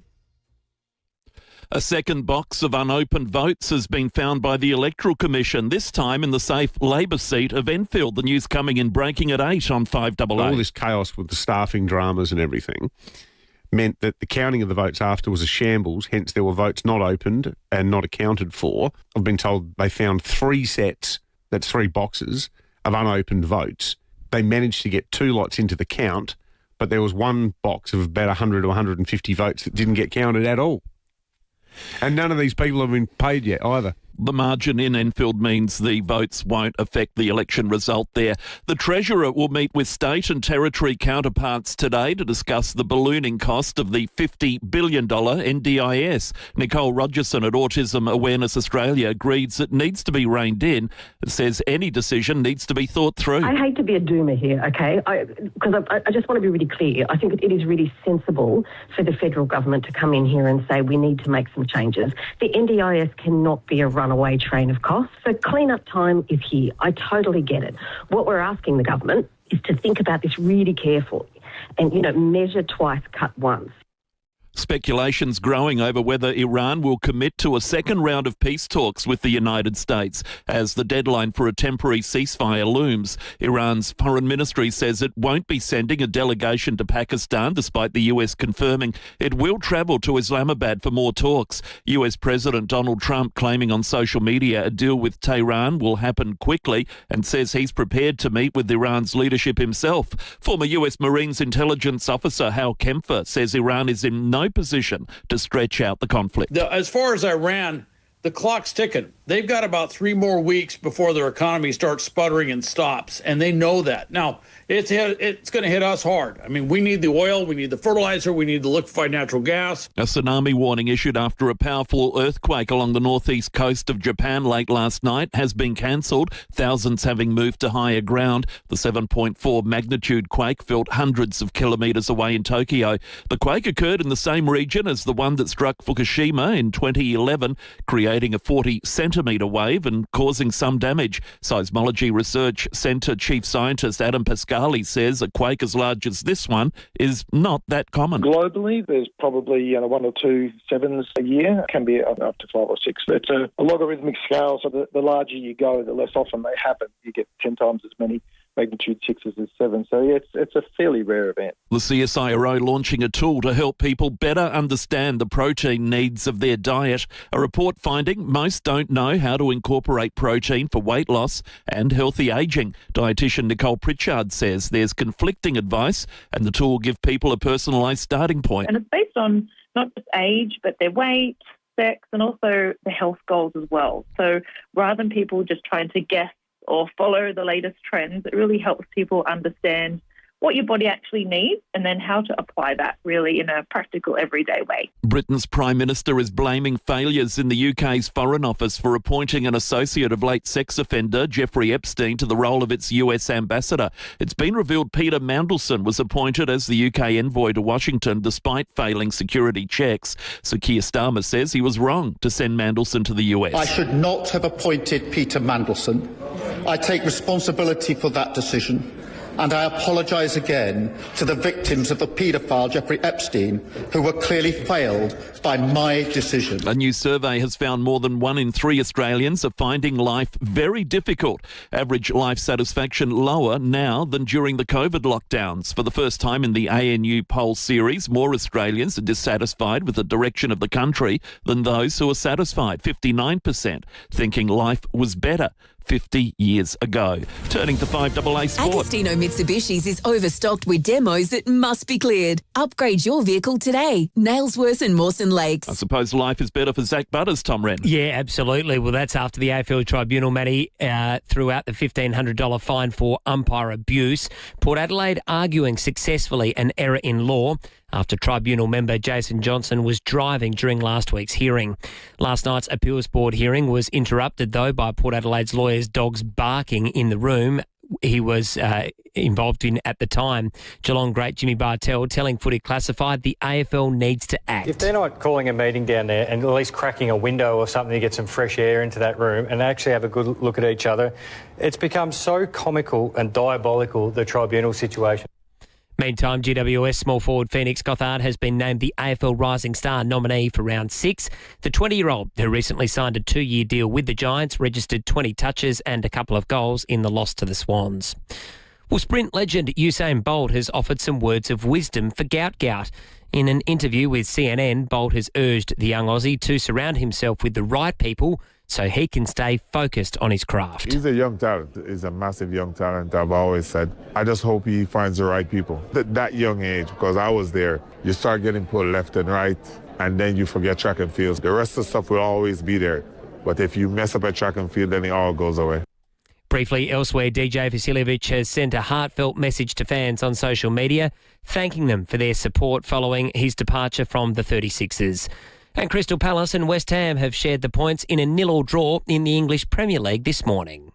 And that's the 5AA Sport. Thanks, Tom. 5AA Traffic. Lynn Andrews Real Estate. Experts in commercial and residential property management. lynnandrews.com.au. Morning there at Seaford Meadows. Awful delays this morning with a truck and car smash South Road near Seaford Road. Big delays. Avoid that this morning. It's really, really foul. Medindy Gardens, Burst-Water Main, Nottage Terrace near Main North Road. Also big delays. That's just near Scotty's Motel. And look out for debris on the road this morning at Oaklands Park, the intersection of Sturt and Diagonal Road. Camera, Commercial Road, Seaford. Join Starlight Super Steps Challenge and walk or run 10,000 steps a day this May. Every step will help make hospitals a happier place for sick kids. Sign up at supersteps.org.au. Adelaide's most accurate traffic on 5AA. Sunny for Adelaide today, 29. Cloud clearing tomorrow, 27. More sunny days ahead, 29 for Thursday, 28 on Friday, and Anzac Day, 27. Right now it's 21. 5AA, always Adelaide. At Coles, save on snack time with half-price Kellogg's LCMs or Nutri-Grain bars 100 gram to 110 gram for just $2.25. Save in-store or online at Coles. Offer ends Tuesday. The company you keep keeps unpacking sport and entertainment's untold stories and keeps you part of rugby league's inner huddle. Keep good company with the Backstage podcast. Is it the best Beechwood home ever made? Possibly, but there's always more to come from Beechwood. Introducing the Caliente, now open for viewing. The Caliente is a multi-level masterpiece of design, innovation and style. Taking inspiration from Palm Springs in California, it's definitely a conversation starter. The team at Beechwood can't wait for you to see it at 10 Simon Crescent, Craigburn Farm. Open Saturdays and Sundays, 1 to 4:30 p.m. Life's good. It's even better in a Beechwood home. Here's an important air conditioning tip from Morford Air. Never give your teenagers control over the aircon remote. Your energy bills could go through the roof. Instead, for summer, set it around 21 degrees. It's the most energy efficient temperature. And if you turn it on early, before the teens are out of bed, your system will have less work to do, keeping your home cool all day. When it's too hot or cold to bear, reach for the Morford Air. morfordair.com.au. Morford Air. The most frustrating thing about having your car repaired after a collision can be the wait. Sometimes months. At Premier Panel Services, the wait is one thing you won't have to worry about. We've expanded our workshop and our highly skilled team. It means we're better equipped to deliver an outstanding outcome for you and your car. RAA and MTA approved, Premier Panel Services work with most insurance companies. So ask for Premier Panel Services and get back on the road sooner. When you're gone, who gets the things you've worked hard all your life for? Like the family farm, the holiday home, or your cherished trailer sailor. If you don't plan now, it could be messy when you're gone. Donlan Lawyers specialise in wills and estate planning. From the simplest to the most complex, Donlan Lawyers will give effect to your wishes. For wills and estate planning, visit donlanlawyers.com. Hindmarsh Square, Adelaide and Ocean Street, Victor Harbour. A test drive should test the car, not your patience. In the city, it's traffic lights, roundabouts and stop-start driving. So take your foot off the brake and open it up a little. Come to Barossa Auto Group and test drive all the big brands. Ford, Volkswagen, Honda and Kia. Available to test drive through the stunning Barossa. We'll even buy you lunch to make a day of it. T's and C's apply. Barossa Auto Group. Tanunda and Nooriutpa. Book a test drive today. Hi, Daniel Talley here, General Manager of Home. That's HAUME. Sometimes renovating an older home built before the 90s is just not worth the hassle, time or the cost. Instead, we buy your home as it is and give you as much time as you need to find your new dream home. We don't charge fees, there's no advertising costs or commissions. We just make the process of selling your home easy. Look out for a letter from us in your mailbox or visit home.com.au. That's haume.com.au. Knock down, build two with Metro Homes. Move into one and keep the other as an investment. Metro Homes, they do it all for you. David Penberthy and Will Goodings, 5AA Breakfast. 19 minutes to 9, an extraordinary addendum to Breaking at 8 this morning regarding the fact that another box of votes has been found. Or was found in Enfield. Was found in Enfield. Yeah, it was found too late to be counted. Follows the Breaking 8 last week about Narunga, which forced a recount. So these ones just don't exist, these votes? Yeah, well, but apparently they did not get counted because they weren't included. So I'm not sure what the process is, but from what we've been reliably told by people on the ground was that the box was found and it was not counted. We've got the Deputy Premier and Attorney General Kai Ma on the line in relation to this. Attorney, good morning. Thanks for joining us. Good morning, guys. There's so many different angles to the way this election was conducted. It must be of significant concern to you guys. Yeah, I think there is a level of frustration, and a level of frustration from many South Australians, and I know, many of your listeners have rung in over the last couple of weeks with concerns about length of time it took in lines, polling booths not opening on time. It is a huge undertaking. I think 1.3 million votes, thousands of employees. Oh, I think no one doubts the fairness and integrity of our system. It is the envy of the world. We mark it on a bit of paper. You can go back and double and triple check later on, but completely understand frustrations that many South Australians experience. So what's the go with the inquiry? Who's heading it up, and how long do you think it's going to go for? Yeah, so there are a couple of things there, Dave. There's after each election, there is the Electoral Commission themselves do a review and a report, gets tabled in Parliament. There's often legislative change afterwards. In addition to that, what we're looking at is the possibility of an independent inquiry from outside the Electoral Commission, just to have a look at a lot of the, as you've spoken about on your show before, those process issues. What needs to be improved so that we don't have those sort of frustrations from voters again. How many of the people that worked on the day haven't been paid yet? Are you across what the status of their pay situation is? The last update I got a couple of days ago, there were a few dozen from the thousands who worked. There were many who didn't get paid as quickly as they should have. I know that government, including areas like the Premier's Department, has offered whatever resources are necessary to help speed that up. My last briefing, as I said a few days ago, there were some dozens who are still waiting on paperwork and records. But it's not good enough if people have done the work. They need to be paid for it. We probably don't need to be Nostradamus to work out whether the review is going to identify there are major issues here, given people weren't paid, people couldn't vote, and those that did, many of them didn't have their vote counted.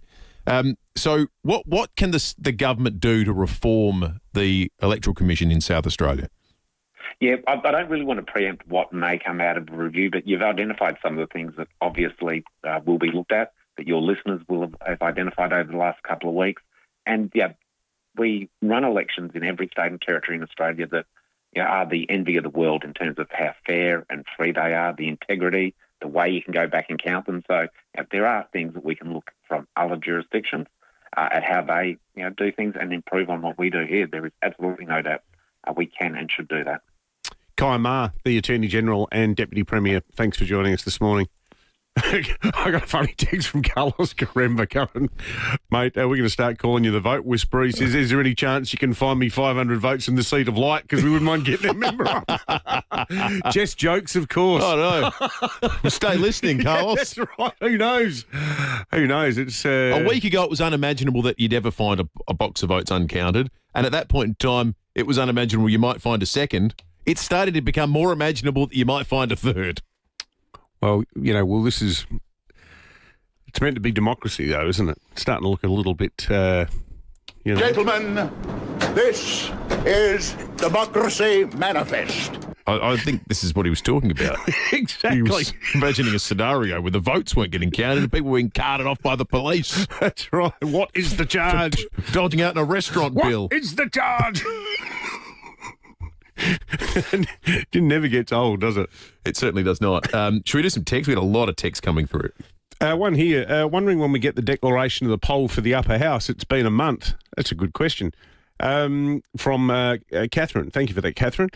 Marion says, how can 3 boxes of votes go unnoticed? People will think, what's the point of voting if not all votes are counted? One here saying... Yeah, no, I'm not going to read that one out. Sounds a bit dicey legally. One here, good morning. I would have thought very basic accounting. What you issue out must be balanced to what has been returned. You then would see what hasn't come back from a very frustrated EXA worker. That's a really interesting text, actually. Because, you count all the slips that were given and then you count all the slips that came back. Is that how do they do that level of accounting? Well, that's everyone who gets a piece of paper. The piece of paper, whether it's filled in correctly or not, has to go back into the box.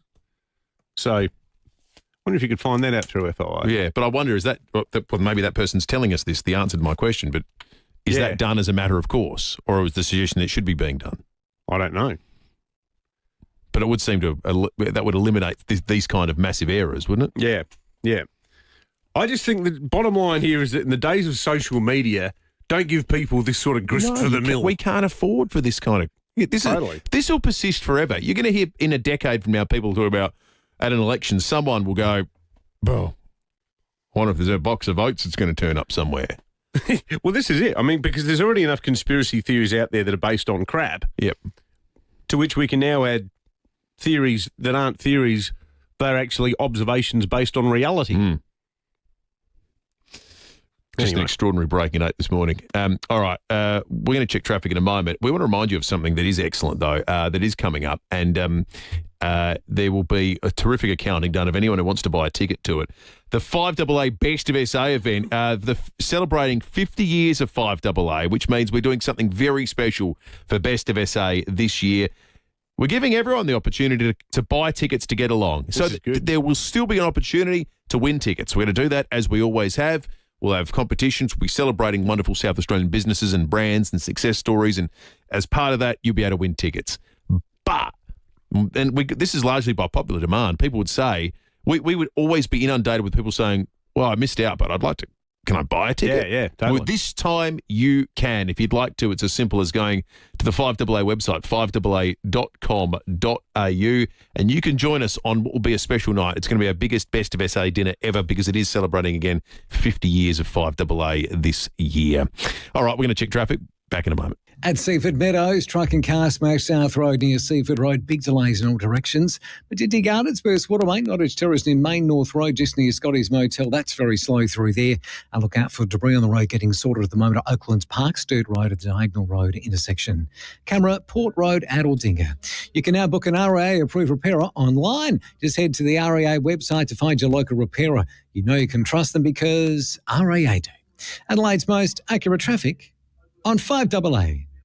Is your outdoor area living up to its potential? If not, speak to Luba House and transform your outdoor area with an opening and closing roof that's ready for next summer. An SA family-owned business, Luba House do everything. Planning, design, council approvals, local manufacturing and installation, so you'll have peace of mind it's done right. Don't wait any longer. Find out more with a free design, measure and quote. Bring your outdoor area to life with Luba House. luvahouse.com.au. Hi there, Brett Ibbott here for Mawson Lakes Mazda. They're kicking off the year with a big one. All 2025 plate Mazdas are priced to clear. Plus, a massive range of low-kilometre demos that must be cleared as well. Take a look at their extensive range of models and colours. No gimmicks, no fuss. Just the best price and the best customer support for you and your shiny new Mazda. The 2025 plate clearance. On now at Mawson Lakes Mazda. Salisbury Highway, a short drive from the city. Think you know Cinderella? State Opera South Australia is bringing a fresh, fast-paced, laugh-out-loud retelling to Her Majesty's Theatre this May. From rags to royalty, follow one woman's journey as she discovers resilience, love and courage. Playing for 4 nights only from May 7 to 16. Don't miss an enchanting night out packed with charm, chaos and dazzling music. Book your tickets now at stateopera.com.au. Are you struggling with low libido and worried about your prostate health? Caruso's new saw palmetto gummies to the rescue. Caruso saw palmetto gummies are traditionally used in Western herbal medicine to promote a healthy libido and support prostate health. So if you want to boost your libido and support your prostate health, try Caruso's deliciously fresh strawberry saw palmetto gummies today. Caruso saw palmetto gummies are vegan, 99% sugar-free and made in Australia with natural colours. Available from leading pharmacies and health stores. Always read the label and follow the directions for use.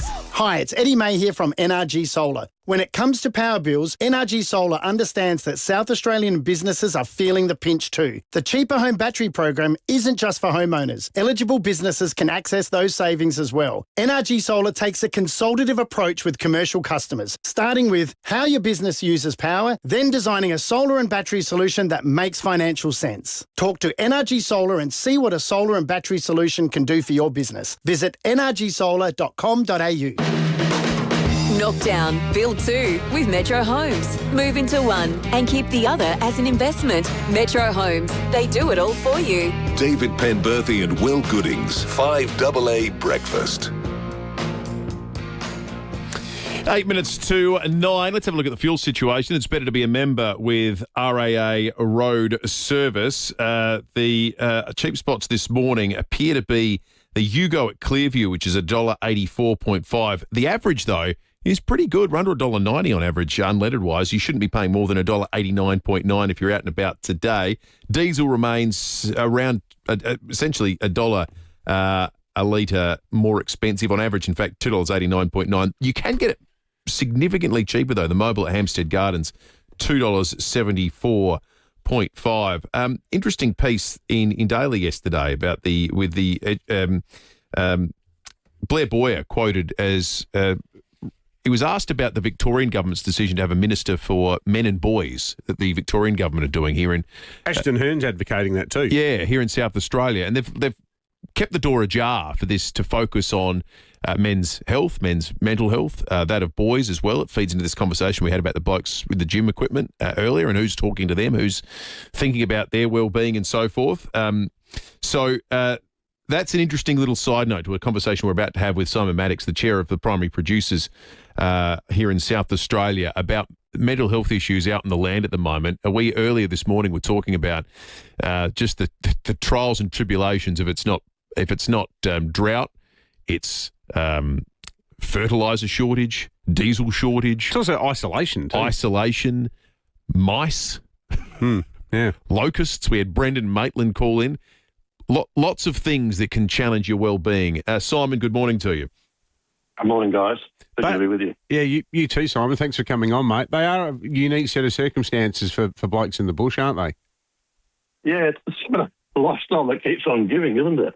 I think, we hear a lot about the word resilience, and farmers, by and large, are incredibly resilient people. You have to be to love this lifestyle, but I think one of the challenges is anybody in the city knows that if you need mental health support, you're told, you can have an appointment in 5 or 6 weeks or whatever it is.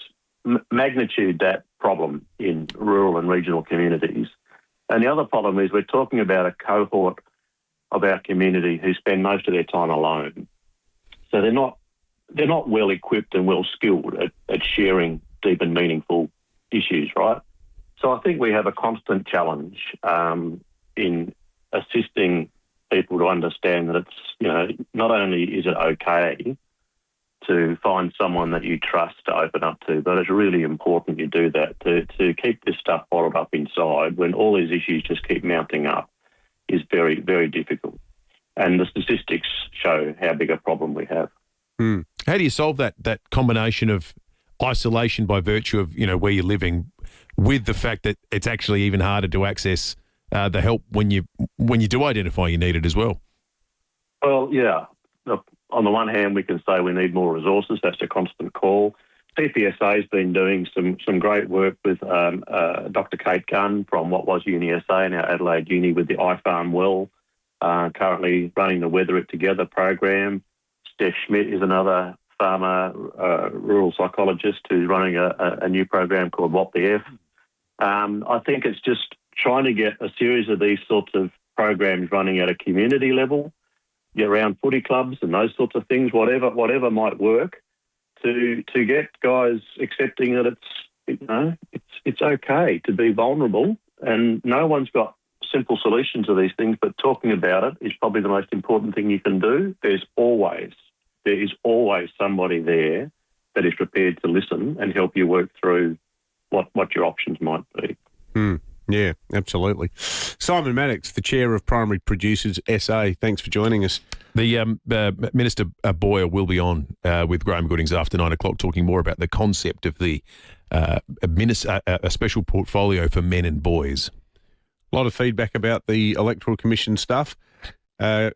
Several of our very witty listeners have all inadvertently made the same joke, asking if the AFL is now running EXA. Feels that way, doesn't it? There's one here from, is it Phil? No, Rob. Rob said, I didn't think the minister sounded very concerned. I can say the government is concerned in the same way the Liberals are concerned, One Nation is concerned. The problem is, and I think this is why in their public statements the government treads carefully, the government doesn't hire, and quite rightly, the government does not hire the Electoral Commissioner. So you can't have the government coming on here going, we're going to sack this bloke, or we're going to discipline him or haul him in. They can't haul in the Electoral Commission. But I think the Attorney General was victim of his tone, his natural tone. He's a laid-back kind of guy, and it needed a bit more of a head-kicking style sound to it. And the Premier sounded like that, to be fair, when the first batch came out. He sounded angry at his press conference. I actually agree with Rob. I thought that needed a little bit more. Bit more vim and vigor. Yeah. Because the danger of it is, of course, you say, we've got the system that is the envy of the world. Well, I think to a lot of people listening, it feels a bit past tense, that statement. Yeah. It was. Yeah. Until we started losing votes. That is going to be a story that will continue. Stick around. Graham Goodings is next. We'll catch you tomorrow from 6.